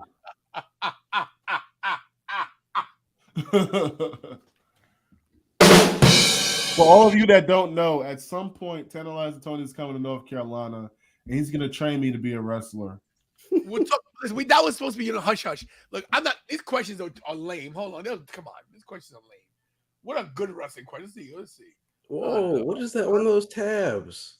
Huh? Whoa, you see that orange and black up there? Whoa. Huh? What's he talking about? What? Okay. We got no good questions here. What are you seeing on the tabs that I don't see? Bro, I'm just making a joke, man. Come on. Yo, these are not even good. I was gonna try to do something, but this is lame. One of the questions was, who is Vince McMahon's son? I mean, who is Vince McMahon? Hornswoggle. Everybody know that. Come on now. That's true. I got no producer. My producer quit. She said she's not doing this anymore. Hey, yo, I can't lie. That was an entertaining segment when they did Vince McMahon's son. When it was like the Hornswoggle. He's Caucasian. you know, they had to come up with something quick because the Sandman wouldn't leave the ring. And it was like, sorry.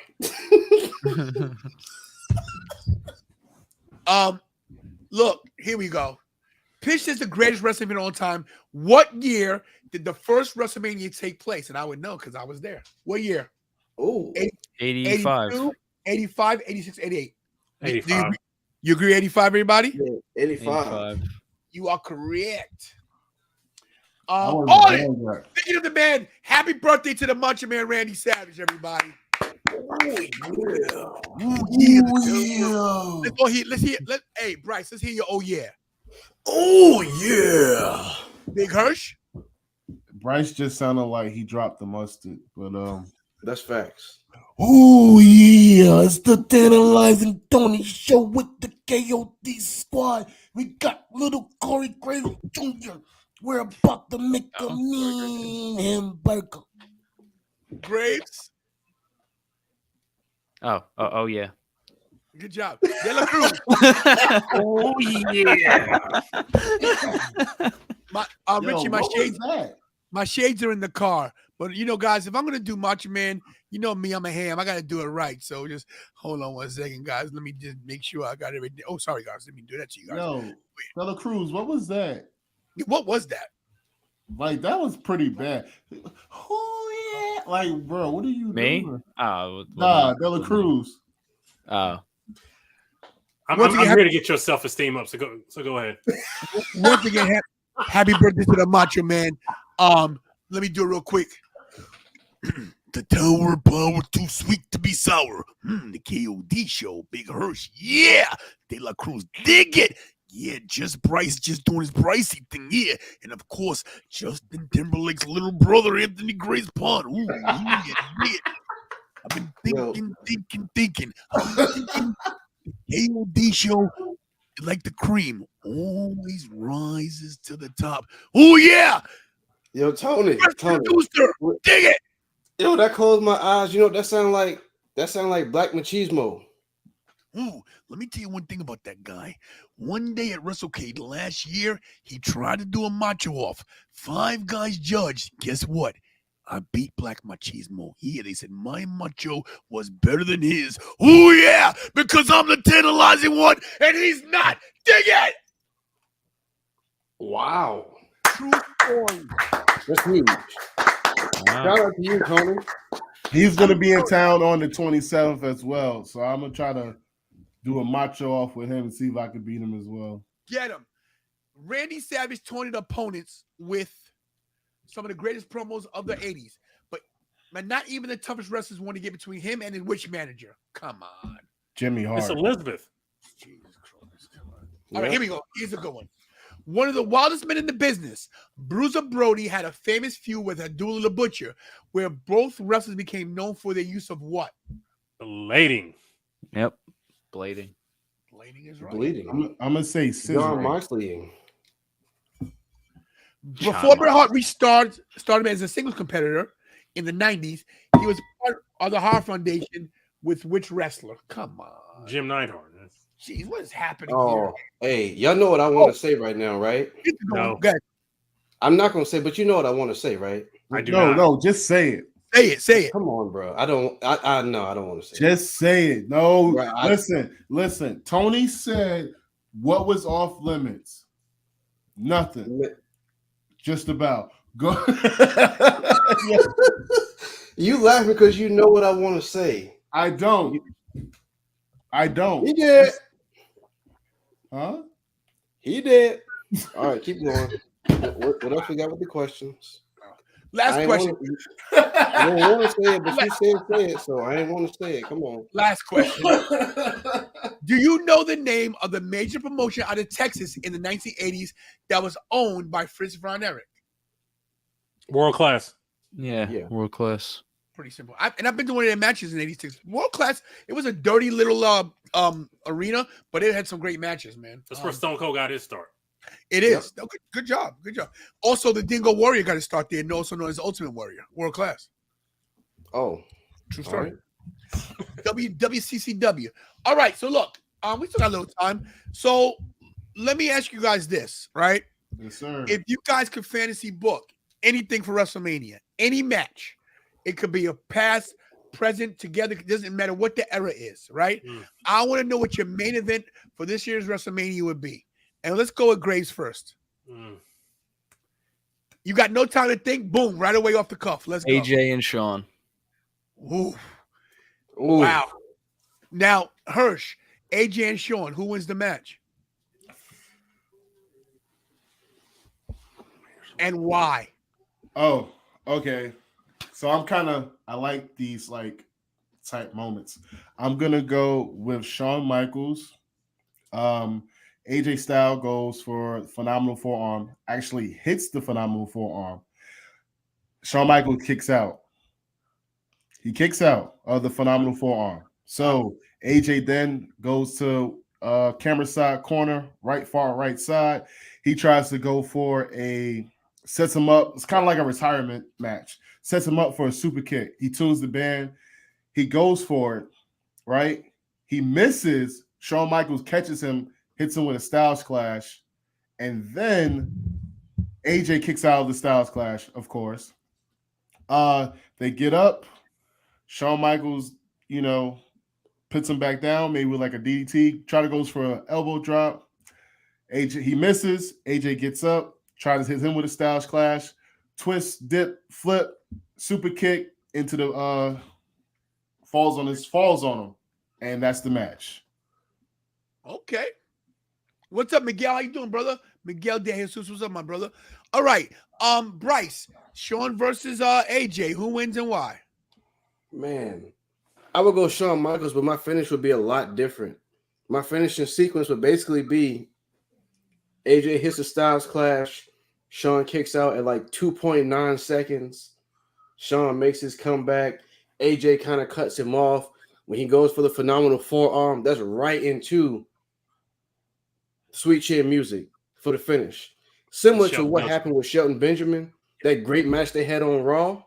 Yes. That would be my finish right there. Shawn Michaels gets that dub. After the match, they shake hands, and that's it. Don't nobody got to turn. We don't need no kind of fighting after the match. That's it. You got the match. The better man won. That's it. If it's, prime Shawn Michaels, I'm not saying Shawn Michaels of today, but I'm saying probably like maybe 2004, 2005 Shawn Michaels. I thought he was in his prime in the 90s, but I don't want like drugged up, egotistical Shawn Michaels. No, you gotta have perked up Shawn, man. I want holier than thou Shawn Michaels. So I want that dude to be holier than thou AJ Styles. You know what I mean? I want that kind of matchup. That's what I want to be the finish.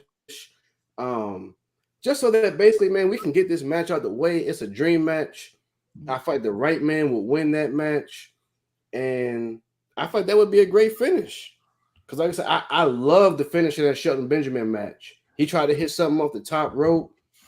I feel like AJ's move, it goes perfect to catch a Sweet Chin Music. That phenomenal forearm. So yeah, that's what I would go with. Yo, Cruz, real quick, hit you. Let me know what yours is, and we're gonna check out. I want to see what's going on with this Shawn Michaels announcement on NXT. It's coming up next, so when it happens, I'll let you guys know. What's your finish for that match, Cruz?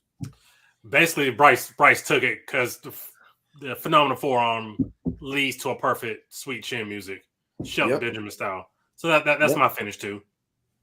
Like that. Hold on. What's he taking? When the superstar loses a fall, they must pay the penalty. They're forced out of the ring and into the penalty box for 90 seconds. Once the 90 seconds are up, that superstar can Let me go back. Sorry, guys. Superstars of tomorrow. NXT is a brand focusing on developing the superstars of tomorrow, but also a brand you hear it clearly on innovation. Yeah. On Saturday, December 10th at NXT Deadline, we will present to you a revolutionary new match never done before in WWE history. The Iron Survivor Challenge. Iron Survivor Challenges at NXT Deadline. One for the men and one for the women. 5 superstars will compete in this unique 25-minute match. They will battle each other and the clock. 2 superstars will start the match. Every 5 minutes, a new superstar will enter until all 5 are in the ring. The goal of the match is to have the most falls when the clock hits 25 minutes. Oh, yo. Submission or disqualification. When a superstar wins a fall, they will earn 1 point. However, when the superstar loses a fall, they must pay the penalty. They are forced out of the ring and into the penalty box for 90 seconds.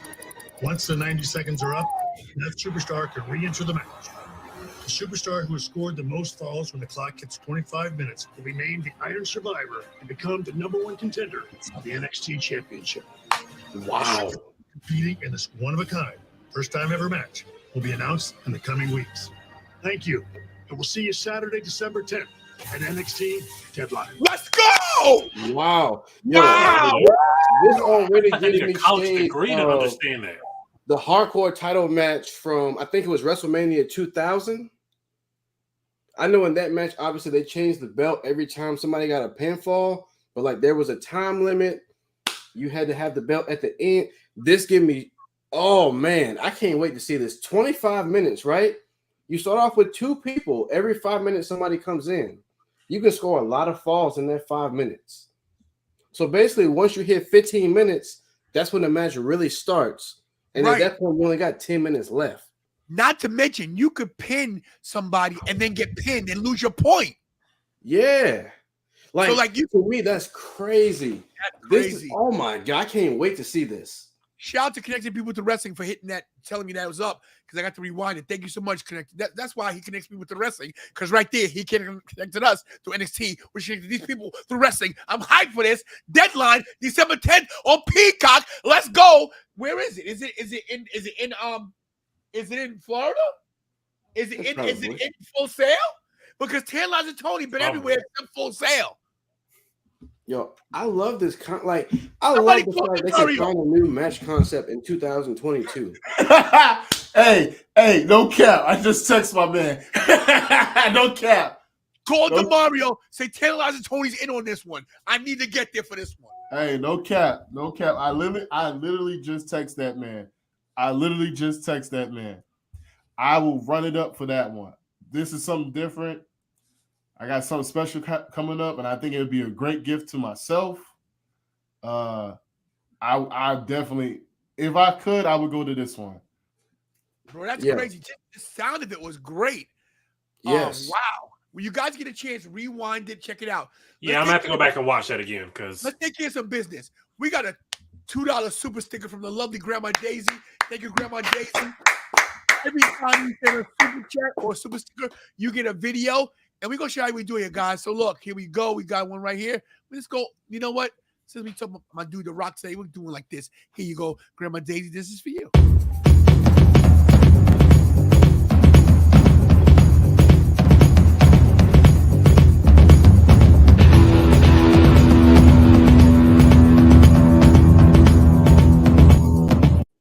Yo, was that really you?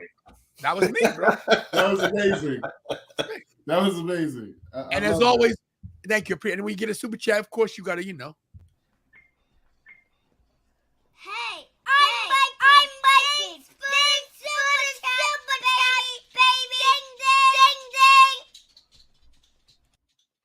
Ding, ding. Ding, ding. That is one thing you guys haven't seen.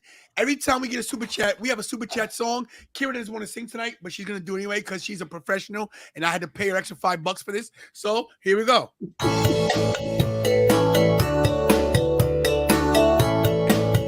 Hit it, Kira. $2 super chat from Grandma Daisy. $2 super chat. $2 super chat from Grandma Daisy. $2 super chat. How many? $2 super chat from Grandma Daisy. $2 super chat. Yo. $2 super chat, that's where at. Yo, it's not fine, it's not whack. Yo, we got the KOD show here. Yo, you're not going anywhere. Yo, those are my friends. We'll go to the very end. Yo, do not say no. We love the KOD show. Let's go, everybody. That's how we do it right here. I would have jumped in, but the beat was way too slow for me. I would have jumped in and blessed you, but I was like, nah, I can't get jiggy with that one. Thank you, Grandma Daisy, for the super chat. And she says her dream match for WrestleMania is The Brood versus Demolition with Crush. I like that. Crush version. Crush version. What's it? Crush. You got Crush, Axe, and Smash versus Edge, Christian, and Gangrel. So it's a 6-man tag. Not a bad match. I like that. I'm excited for this deadline thing. Hirsch, I didn't ask you this. What's your WrestleMania main event? No, you know what? I gotta save you for last. Let's go to Bryce. Bryce, what's your WrestleMania main event? Hey, I'm glad you came to me. Yes. My WrestleMania main event, I want a gauntlet match. I want a 6-person gauntlet match. Okay. So the first match I want out is Brock Lesnar versus Steve Austin. Wow. That's a lot of thought in that one.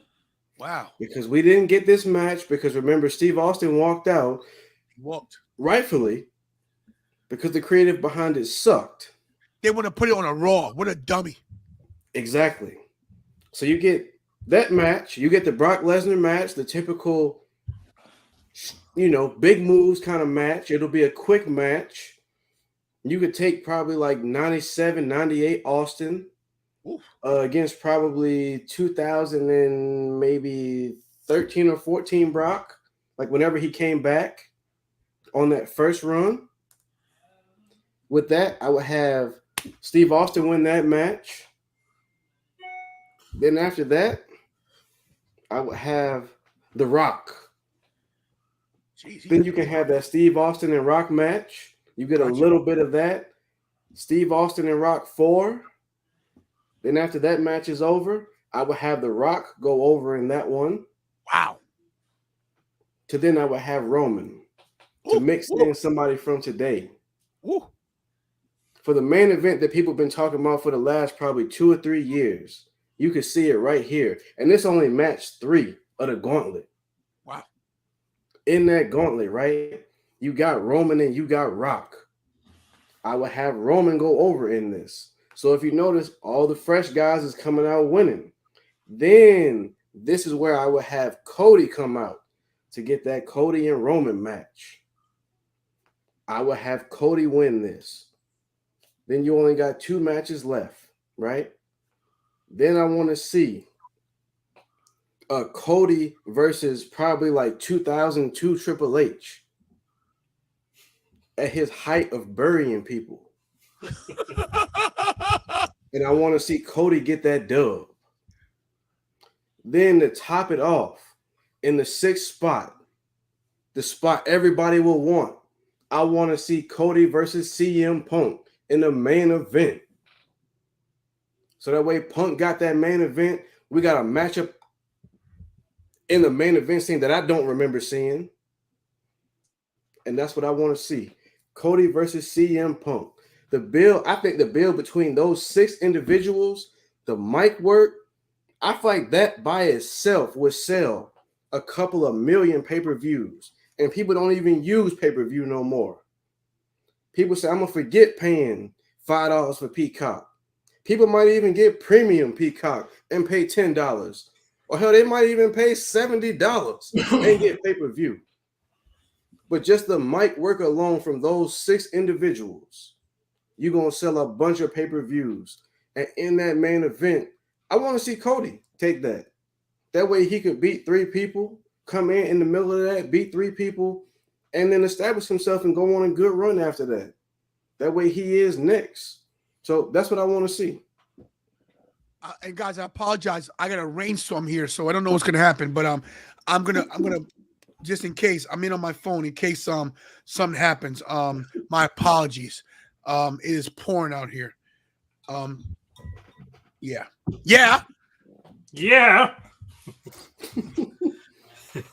All right. So oh my God, I'm actually hearing myself talking. Once before I go to Cruz, this is Walter Sylvie, the Facebook user. He says, "What about Nicholas versus Roman?" He wants to get a rise out of me. He wants to get he's doing this. Nah, because I got a problem. And let me tell you guys the story.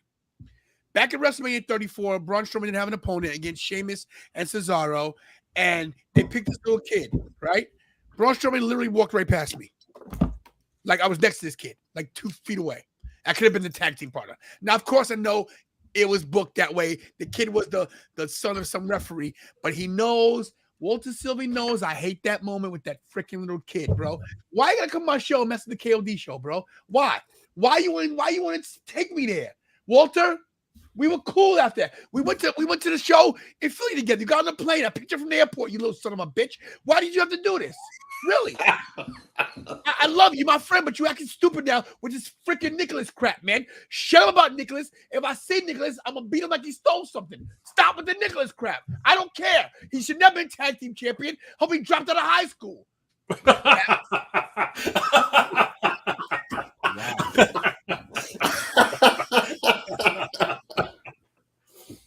I hate that kid.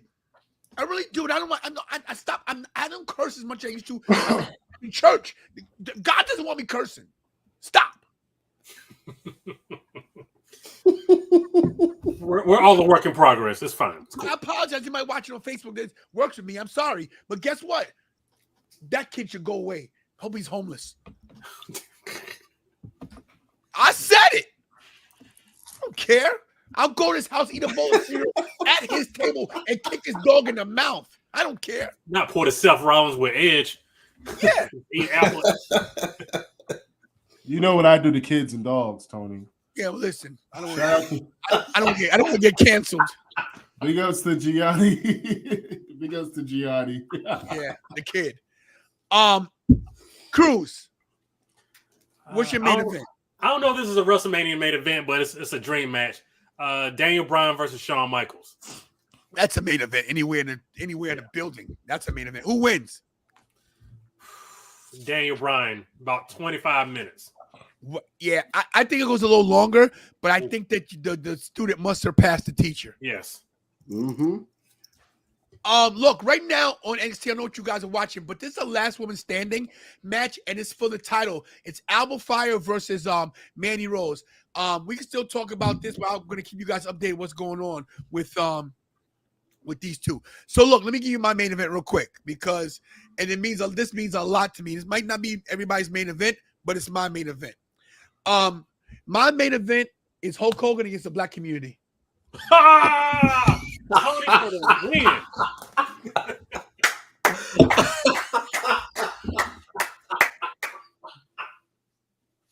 So Tony. So me and Bryce were at WrestleMania 30. Which Mania was it, Bryce? It was New York, bro. New York. So yeah, bro, it was New York. It was the in last Brooklyn, one day at WrestleMania. Barclays. yeah. So man, on two instances, there were almost fights in the stands over. There are people in the crowd who were booing Hulk Hogan, and then one guy had enough of people booing Hulk Hogan. They were like, just watch the show, man. And there was almost a fight in the stands at the Barclays. And then the same thing happened at MetLife. So, yes, I'm down with that main event. Let me tell you why, guys. Now people saying, "Oh, people make mistakes," and say, "Listen, wait.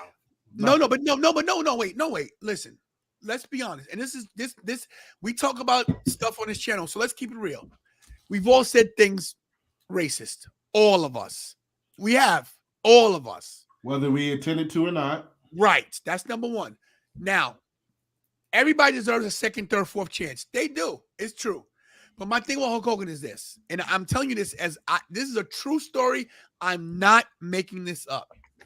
As a little kid, as a 14-year-old kid, before, it might have been 13, before WrestleMania, in the Madison Square Garden parking lot, my uncle was still alive. Just before he died, we were walking down to get our car. Hulk Hogan was getting his rent a car, right? This is 80, this is like maybe 80, maybe 84. He might have just won the title from the Sheik. And this is not when there was all that big security. You could walk, you know what I mean? It was not like it is now where people chase you. Don't you know, people knew who Hogan was, but it wasn't like you had to worry. Hogan was getting his car. I said, Uncle Andy, Hulk Hogan. I said, Hulk, I got your office. He goes, get the F away from me, kid. Now I'm a kid. I'm 13 years old. And you're Hulk Hogan. You're supposed to be the most popular wrestler on earth. And you tell a kid to get the F away from you, right?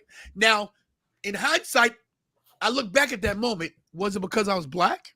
I don't know. But then he gets on camera with this whole N-word thing. And when you say the N-word, people say it. You're brought up you're brought up in the South. It's something they're used to. They don't know any better. It's the truth. I was in the army with racist people. We got in that foxhole. They was your brother. They loved you because you had to depend on them. But Hulk Hogan knew what he was doing when he was talking to his daughter. When you talk to your children, when you talk to your daughters, and you talk about boyfriends, there's a switch that clicks, because I just told my daughter Kyla's boyfriend the other day. He was in the room. Shout out everybody! Breaking news: my daughter Kyla's pregnant. Not Kira. Kyla. She's 22. She's having a baby. I was not upset because she's 22. It's her business. But I told the kid to his face, because this is my daughter. I didn't realize what I said, so after I said that. I said, let me tell you something, bro. It's my daughter. You can argue, you can fight, whatever. You put your hands on her, I'm putting you in a pine box, I'm mailing you home to your mother. And I meant it. Okay? When you talk about your daughters and defending him, you tell the truth. He outright said, what he said about his daughter sleeping with a black man.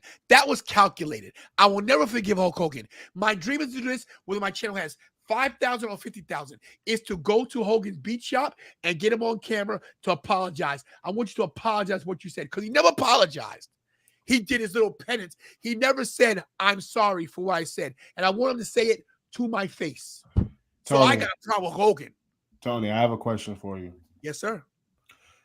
Him apologizing, will it change how you feel? Yes. You know why? because I want him to say it to a black man's face, to his face, and tell me why he's sorry. Because everybody deserves forgiveness. I'm not God. I don't know what you guys follow. If you follow Allah, Jehovah, if you follow Jesus Christ, if you follow Buddha, if you follow the guy on the milkman on the corner down the street drinking a 40, he might be your God. But you cannot judge anybody. You can't. So I would forgive him. I would. But I want to say sorry. To me, if he had went to the black community and went to the YMCA and worked with the kids and did something, I would have some respect for him. That's what I'm saying. Even if it was a photo op.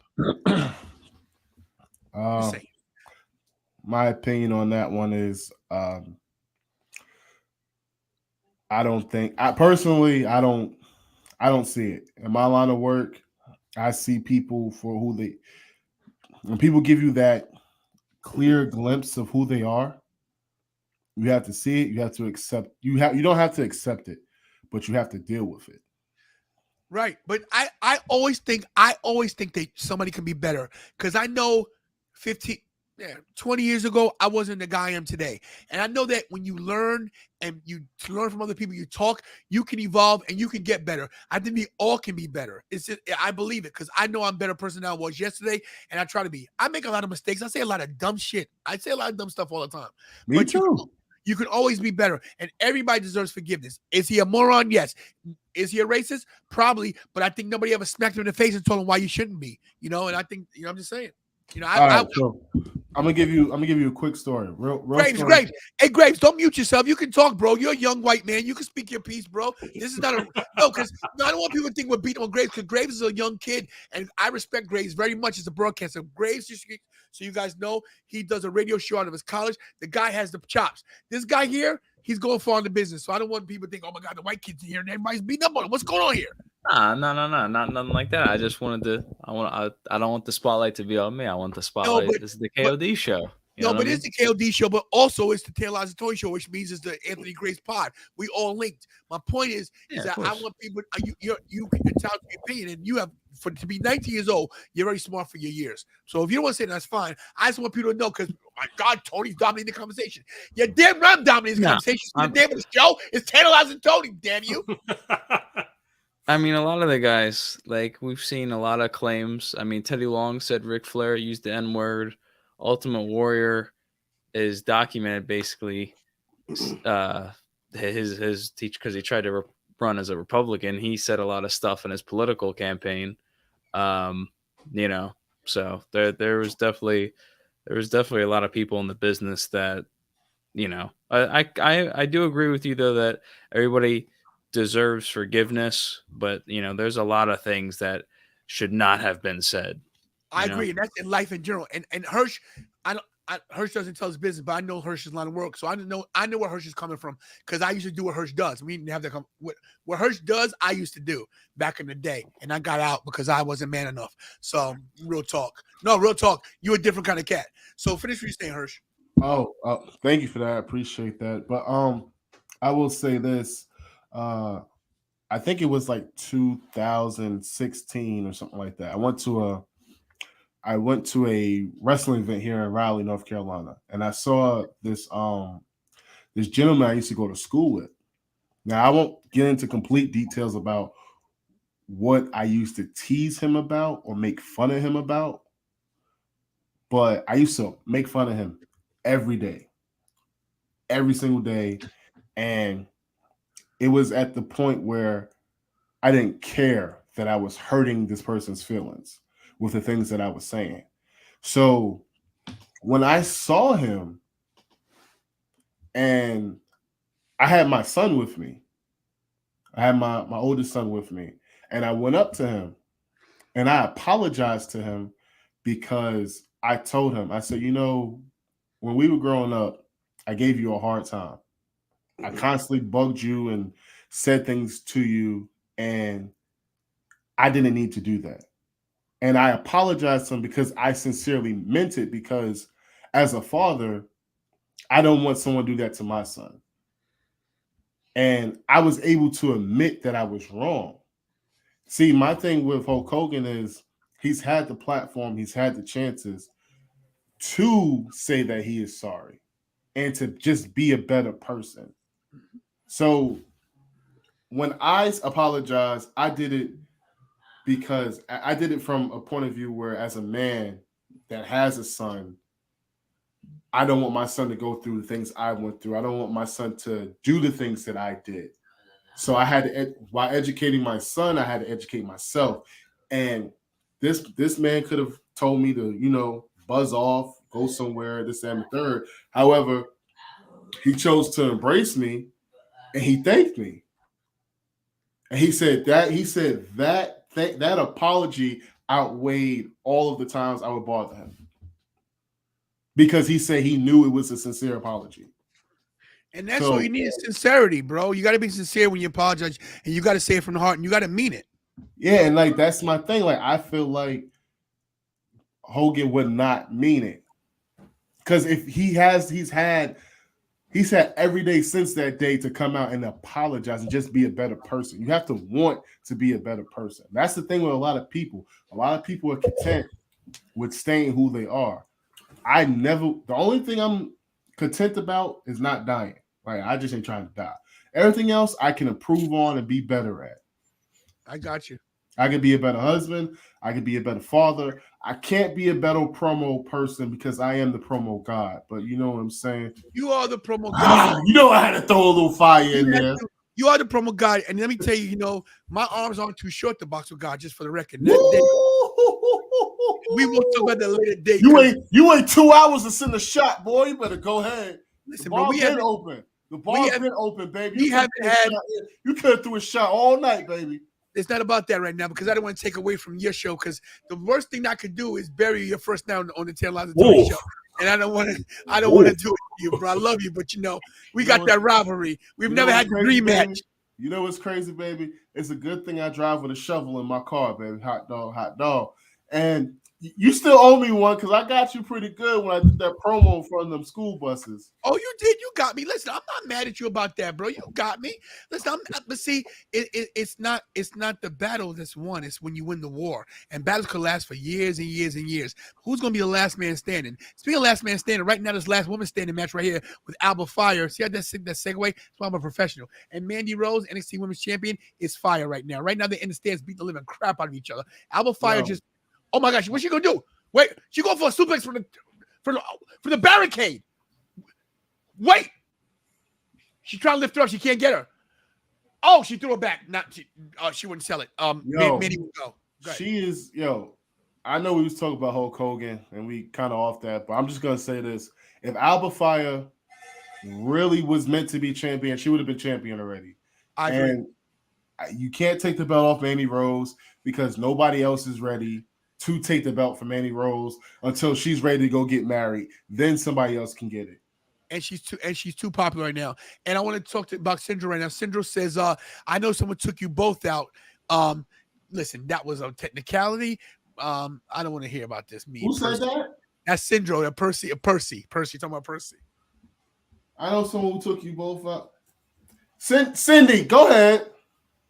Because he ain't take me out. He ain't take me out, hot dog. Only place he could take me out to dinner, so forget that. Okay. You know what, Tony? Let's go to Orlando on December 10th. They don't want that, bro. We gonna look, and then we'll have a private promo battle, a triple threat against Percy. Triple threat. I smell it. I smell money. I smell moolah, baby.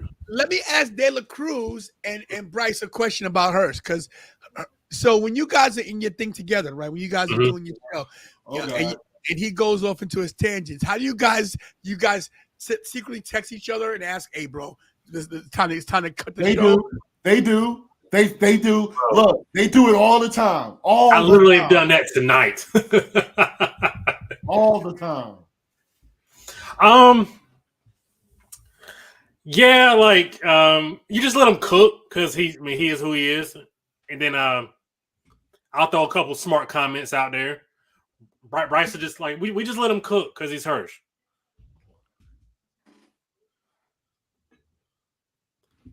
But I do make smart ass comments from time to time, yes. Towards him. He be like, what does that even mean? And then I'll be telling Michael Bivens Jr. over here to chill out. Do you? Is that what you tell me? Yes, sir. But anyway. Isla Dawn just showed up. And put freaking Alba Fire through the table. Mandy Rose still the champion. 10 Who? count, it's over. Who showed up? Isla Dawn. Who's that? Oh, she's okay. I know she is. Where'd Bryce go? He probably went to the bathroom. He did have a call. Wow, it's crazy. So look, we got a couple more minutes. Graves. Bro, you said that 25 minutes ago. I mean, if you gotta go, let me know. Because I just want to say, let me know when you guys gonna cut it off. We've been on 2 hours, but I want everybody to make sure they subscribe to your channel. Graves, you got any program notes coming up? For me, I got another SmackDown versus Graves that's coming out tomorrow. I got a podcast that just came out today. Podcast that's coming out Thursday, and I'll be live again Friday. And of course, I'll be here tomorrow for AEW. Yes, sir. Yeah, and just so you guys know, we're doing our Thursday night. We're doing our Full Gear prediction show. I will be at Full Gear on Sunday. It's on Sunday or Saturday. What day is it? Whatever day it is, I'll be there. I don't. I just show up, you know. This is what happened here. Did I forget to share this? What I do wrong? Oh, we got booted. That's right. Sorry. My bad. Yeah, the Anthony Grace pod right here. He's at 337, almost at 350. I didn't mean to block you out. My bad right there. He's almost 350. Please subscribe. What's going on with my thing today? This is why I don't produce the show and Kira does. He's at 337. Guys, subscribe to the Anthony Grace pod. Check it. Make sure you hit the notification bell right here. This little thing right here, guys. Make sure it's lit so you guys know when the dude's going live. Hit the ding ding. Hit the ding ding is right. The ding ding. Where is Bryce? He's taking a call. He's all right. He's probably taking a math break. He's trying to add some things up. Yeah. Oh, wow. So look, before we close this out, we'll wait till Bryce gets back. But what you guys think about tonight? Would you think it was you had a good time? You know. I had an awful time. No, I'm just kidding. It was fun. And everybody that was great. Good night, everybody. So listen, anyway, like I was saying, only jokes. I had a great time, Tony. I deeply appreciate you bringing us on. Me and my bros. This all started from an idea I had maybe over a year ago, and we finally were able to make it real this year. Just thank you for bringing us on. We deeply appreciate it. Yeah, you're welcome anytime. Go ahead, dear Cruz. Yeah, we're just grateful to share this space with you. Whether we got 1 subscriber out of this or 100, it doesn't matter because we got to come on and chop it up with the GOAT, and just talk wrestling, which is what we do. We love. This is a labor of love for us. So I cannot thank you enough on behalf of the KOD show, Parker's on the Go, me, Brandon as a person. Just can't thank you enough, and I appreciate that. No need to thank me. You guys are welcome me anytime. I'm gonna wait for Bryce to get back. We got a lot of stuff coming up, guys. Just so you know. And like I said, anytime you guys want to come on and jump on, you see me in a segment, just hit me in. You know, Hirsch, do me a favor. Give my number to both these gentlemen so they have my number, please. Of course, anytime you guys in the chat, you got something to say. You want to? I got a private. Who's this private chat from? What's this? Bryce said he got to go. Oh, he got it. Okay, all right. So we'll kick him out right now. Bye, Bryce. We love you. All right. What happened? What did I do, Kira? Did I mess up over here? Oh, thank you very much. Oh, ooh, what the hell? That's big screen. That's big stuff right there. Wow. Exit full screen. There we go. Here, comments. Thank you, Kira. Kira's a producer. She produced from over there. Sandra says, y'all also love the show. Hirsch, Tony, much love to you guys. Of course, we do. We represent Mania Club. Love you too, Cindy. Love you, Percy. I just checked Percy today. That's see how God works? That's crazy. God, mysterious ways. When's your next show, guys? Tomorrow at 9:19. All right, 9:19. So we'll be wow. When's the Wednesday Night Wars? We're going head to head. Wow. Oh my goodness. 9:19. We're putting on for the city. Hey, Tony, are you going to the Royal Rumble? Yes. So let me tell you what my plan is. So this year I was supposed to go survive to SummerSlam, and I backed out last minute. Ask me why. I had the money to go, and something told me not to go, and I should have gone. There's one thing I've never done in my wrestling career. I've never been to all 4 in the same calendar year. So I'll be at Survivor Series. I missed SummerSlam. So next year I will be at Rumble. I will be at Mania. I will be at SummerSlam. I will be at Survivor Series next year for 2023. My double nickel birthday, 55. So yeah, I got a lot to do. Oh, Bryce is back. Oh yeah. So I'll be at Rumble, so we can do a little mini collab. You will see me at Mania. Lovely young lady, you will. I'm still getting my airfare and stuff together. I wait last minute because I gotta sell a limb for them flights, bro. The flights is ridiculous. It's crazy, but we'll see what happens. Yes, sir. Tony, is there a Full Gear watch along? Yes, there'll be a Full Gear watch along. I don't know who will be at the control center. It'll be either Big Bucks Bobby or Kira, but because I don't know, it depends on what Kira wants to do. If she wants to go to the show, it'll be Bobby here. But we will do a watch along. I'm on the road to 5,000 guys. If you know anybody that likes wrestling, grab them by the collar and bring them over to their phone and show them my channel. Make them subscribe. Choke them if you have to. I don't care what you got to do. Sir. We're at 48.25. I'm 175 away. 175. I didn't think this was even possible a year ago. And it doesn't seem like it's a big lie, that's a lie because the work you was putting in at WrestleMania, I told you this was gonna happen. I told you by a year you probably be at like 10, 15,000. Well, we'll see. We'll see if we get to 5. Bryce, last words before we go, bro. Number one, thanks for coming. Sure, thank you for having us. Come on, man. Listen, you guys I won't tell you the truth, and I pull no punches. You guys got wrestling knowledge. You guys have great, your triple threat is great. The chemistry is good together. Did you have another member at one point? Did you have somebody else? We did. That was the Milkman. Oh, Milkman. What happened to him? He's our Bobby Fish. I got you. Injuries. Yeah. Got you. Yeah, injuries. Yeah. Sometimes injuries get a hold of us, but he's still our brother though. He's more so behind the scenes now. That's our man though. So Milkman, that's pretty much it. Milkman behind the scenes. Now you guys got good chemistry. Grace, what do you take away from these KOD guys? How do you think they were tonight? You tell me the truth, bro. They can't hit you. Yeah, they can't reach you over there, bro. Bro, I will drive to Baltimore. Don't. Oh, he's in Pennsylvania. Yeah. And in the words of Mick Thompson, 10 plus. 10 plus, my God. Thank you. Yeah, you guys listen. I'll give you guys a little bit of I'll put you over.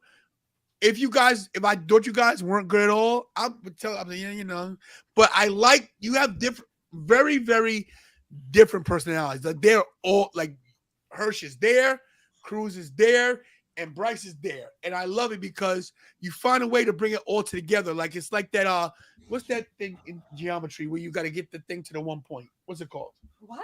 You know how they get the lines and they have to come to that one little circle point? The math axis. Oh, Jesus. Is that what it is? The who?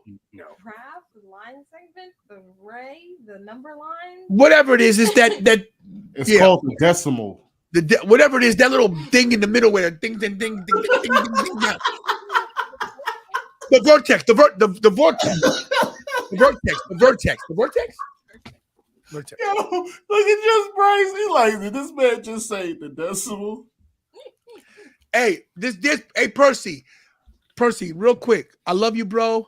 Respect to you. I know you guys are going through their prayers to you with that freaking natural disaster you guys had, but we love you. Our prayers are with you. You going to be on top. We, like I told Syndrome, if you need something, I ain't got a lot, but if I got a little, you got a little too. So, and she knows that because I love you guys. All right, respect. Big facts, Percy. You the hard goat of Mania Club. Facts. Let me say this before we go, guys. I have a few people on my show. I've had a lot of iterations on my show. I got people who are with me from day one. I got people that just joined. Let me tell you guys something. This is from, you call me the GOAT, but I just call myself, the BOAT, the best of all time. No. Your show is great. Thank you. Appreciate that. Don't get frustrated because of the numbers. The numbers going to come. Keep doing the same thing. More importantly, Hirsch, take your own advice and make sure you have fun. Don't make it work, because once it's work, it ain't fun no more, and you're going to be resented. Because sometimes I resent the channel. Not the people, the channel, because it's a lot.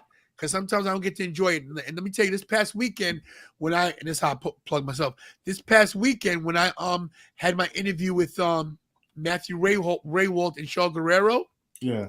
Let me tell you guys, it was it's on mute. Good. It was something else. I got these people. They were so sweet to me, and they took me off camera and told me what an honor it was for me to interview them. I'm just some dude with a under 5,000 YouTube channel, and it made me feel like I was Chris Van Vliet. They told me I was so good. Nobody asked them the question I asked them, and I genuinely cared, and I do because I love wrestling, and this meant a lot to me. So, yo, they're one of many interviews I'm gonna do, and anything I can do for you, anything. Anytime I get a table at any con, you guys are welcome to stay there with me. You know how that is, bro. I respect you guys very much. Thank you for doing the KOD show because it gives me something else to watch other than watching my shit over and over again and watching Graves every day beat up everybody on SmackDown. I appreciate you guys, and it was an honor to have you. It was. You think it was an honor for you guys? It was my honor. It was definitely my honor. Nah, no cap, bro. Like I appreciate you, and I promise you, these Dela Cruz and Bryce will tell you. I say it every single show. If I'm not having fun, then I'm out because I don't. This is my stress reliever.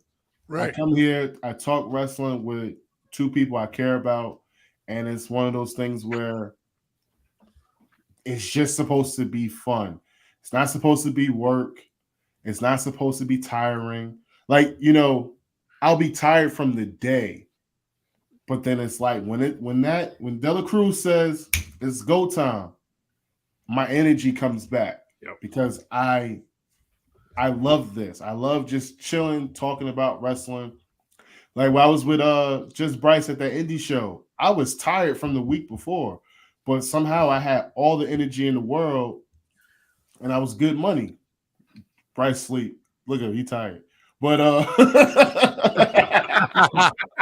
life, bro, life. I know. It's life. But yeah, man, like if we didn't love it, bro, we wouldn't be here. We deeply appreciate you. I'm telling everybody out there, Tony is the GOAT. Thank you. Like he's the and GOAT. Just to plug ourselves, we got some stuff in the works. So we got some heat in a holster. So just be prepared. Because we starting to get into this.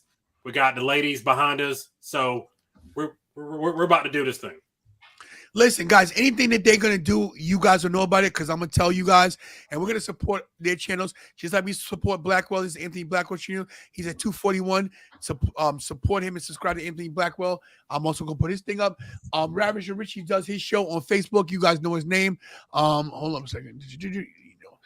Sorry, guys. Here we go right there. Boom, I'm going to follow Blackwell. Yeah. Because I told him I was going to give him a wedgie. So I want to see what he'd be talking about. No, he's got a lot of content. Thank you. He's got a lot of thank you, Kira. Private conversations. Thank you. I love you more. Watch yourself, bro. Be quiet. Where is it? There we go. This is Ravage Richie's Facebook. Check him out. And just check everybody. Listen, wrestling is everywhere. So wrestling is everywhere. We connect people to wrestling. You like that, right? Anybody that I like, they're on the bottom of my screen. So, where is this, Kira? Face that. Kira got it for me. And once again, before we go, shout out to Kira. Come here, Kira. Shout out to Kira for making it happen. And even though she did produce from the sidelines, just so you guys know, I can't get the slides up that quick.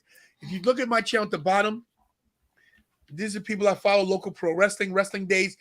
Sneaker Addict, he's also connected. I follow people I like, so check them out, guys, out too. Let me say this in closing. It was a pleasure. I had a great time. Just so you guys know, nothing was scripted. We just threw it all in there, and hopefully, you guys enjoy it. Anytime you guys want to come on, you're welcome. Graves, I love you, bro. I respect you. Thank you for doing everything you do. Just Bryce, sleepy as hell, but wake up. I love you, bro. De La Cruz, tell your wife, Tantalized 20%. I'm coming for it. And Big Sir, tell she's Leanna, listening now, so she got it. Tell I love her. I love her very much. I love your wife too, bro. I love everybody's wife because I don't got one, so I gotta love somebody's wife. In a platonic way. I don't want no smoke. Hirsch, am I pronouncing your wife's name right? Liera, right? Lyria. Sorry, Lyria. I always say it wrong. No, because I say what else do I say wrong that I can never get right? Oh, I know why. How do you say it? Is that right? You gotta pause. Anawai. N-O-Y-E. Anawai. Oh, no, I know. I always get it wrong. So it's Now something. you probably saying it wrong. I call him canola oil, so we good, bro. There you go. Right. There you go. So, yeah. So, she got me. See, she got me. I got the discount. We're going to cruise. I know. Yeah. So thank you for that. It's been an honor, guys, to have you here. Guys, tomorrow night, AEW Dynamite live watch along. Thursday, prediction show for Full Gear. Friday, SmackDown. Saturday, I think, what's going on? Is that Full Gear? What day's Full Gear? Do we even know? Whatever day's Full Gear, I'll be there. Saturday, Sunday. Who knows? Who cares? I'll be there. Kira, get us out of here. Send it to the internet. Hit the music. You hit the music. Okay. Listen. Thank you for everyone coming into the show tonight. This was a different show for us, but I hope you guys liked it. The KOD show, make sure you guys subscribe to them. They are on what? The Anthony Grace Pod, awesome as well. Make what? Sure you subscribe to him. Dad! Anthony Blackwell Jr., of course, all these people are on the bottom of the Tantalized and Tony page, so you could just go there and subscribe to whoever you want. We'll see you guys tomorrow. As he said, I'm not going to say all the videos because he already said it. Put on your post notifications so you never miss a video just in case we do some breaking news kind of stuff. I also interviewed Alex Riley. That's coming up soon. And Alex Riley's making his comeback, and he wants me to be the guy that does all his interviews. So, yes, Alex Riley, A-Rod's coming back. Kevin Kiley, A Jr., if you're watching. Okay, y'all. Wait, shout out to Simone Dynasty, Ellie Smooth, and of course, Alpha Jr. will be at Broadhead, Pennsylvania, November 27th. For Battlefield Pro Wrestling. Their school. I'm gonna drop the elbow on somebody. Son of a bitch. Alrighty, y'all. They out here talking crazy. They don't know that Big Hurts ain't lazy. I know how to rhyme. I know how to freestyle. Bryce is still asleep. For me, I won't weep. I'm gonna stand up 110 feet. Tony, cut the beat. It's time to go. Producers are mad. It's been a 2.5 hour show. Oh God, that's rad. Now we lit. It's time to go home. I gotta take a. Oh!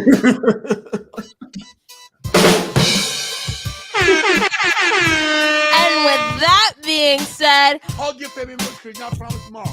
Pray every day because you gotta pray just to make it. You got to pray just to make it day. And as always, do we all do best? Look at this merch, guys. You see that right there? You like that, right? You like that, right? Merch coming. Do I do best? And that's what, Kira? Stay tantalizing. What she said. We're out of here.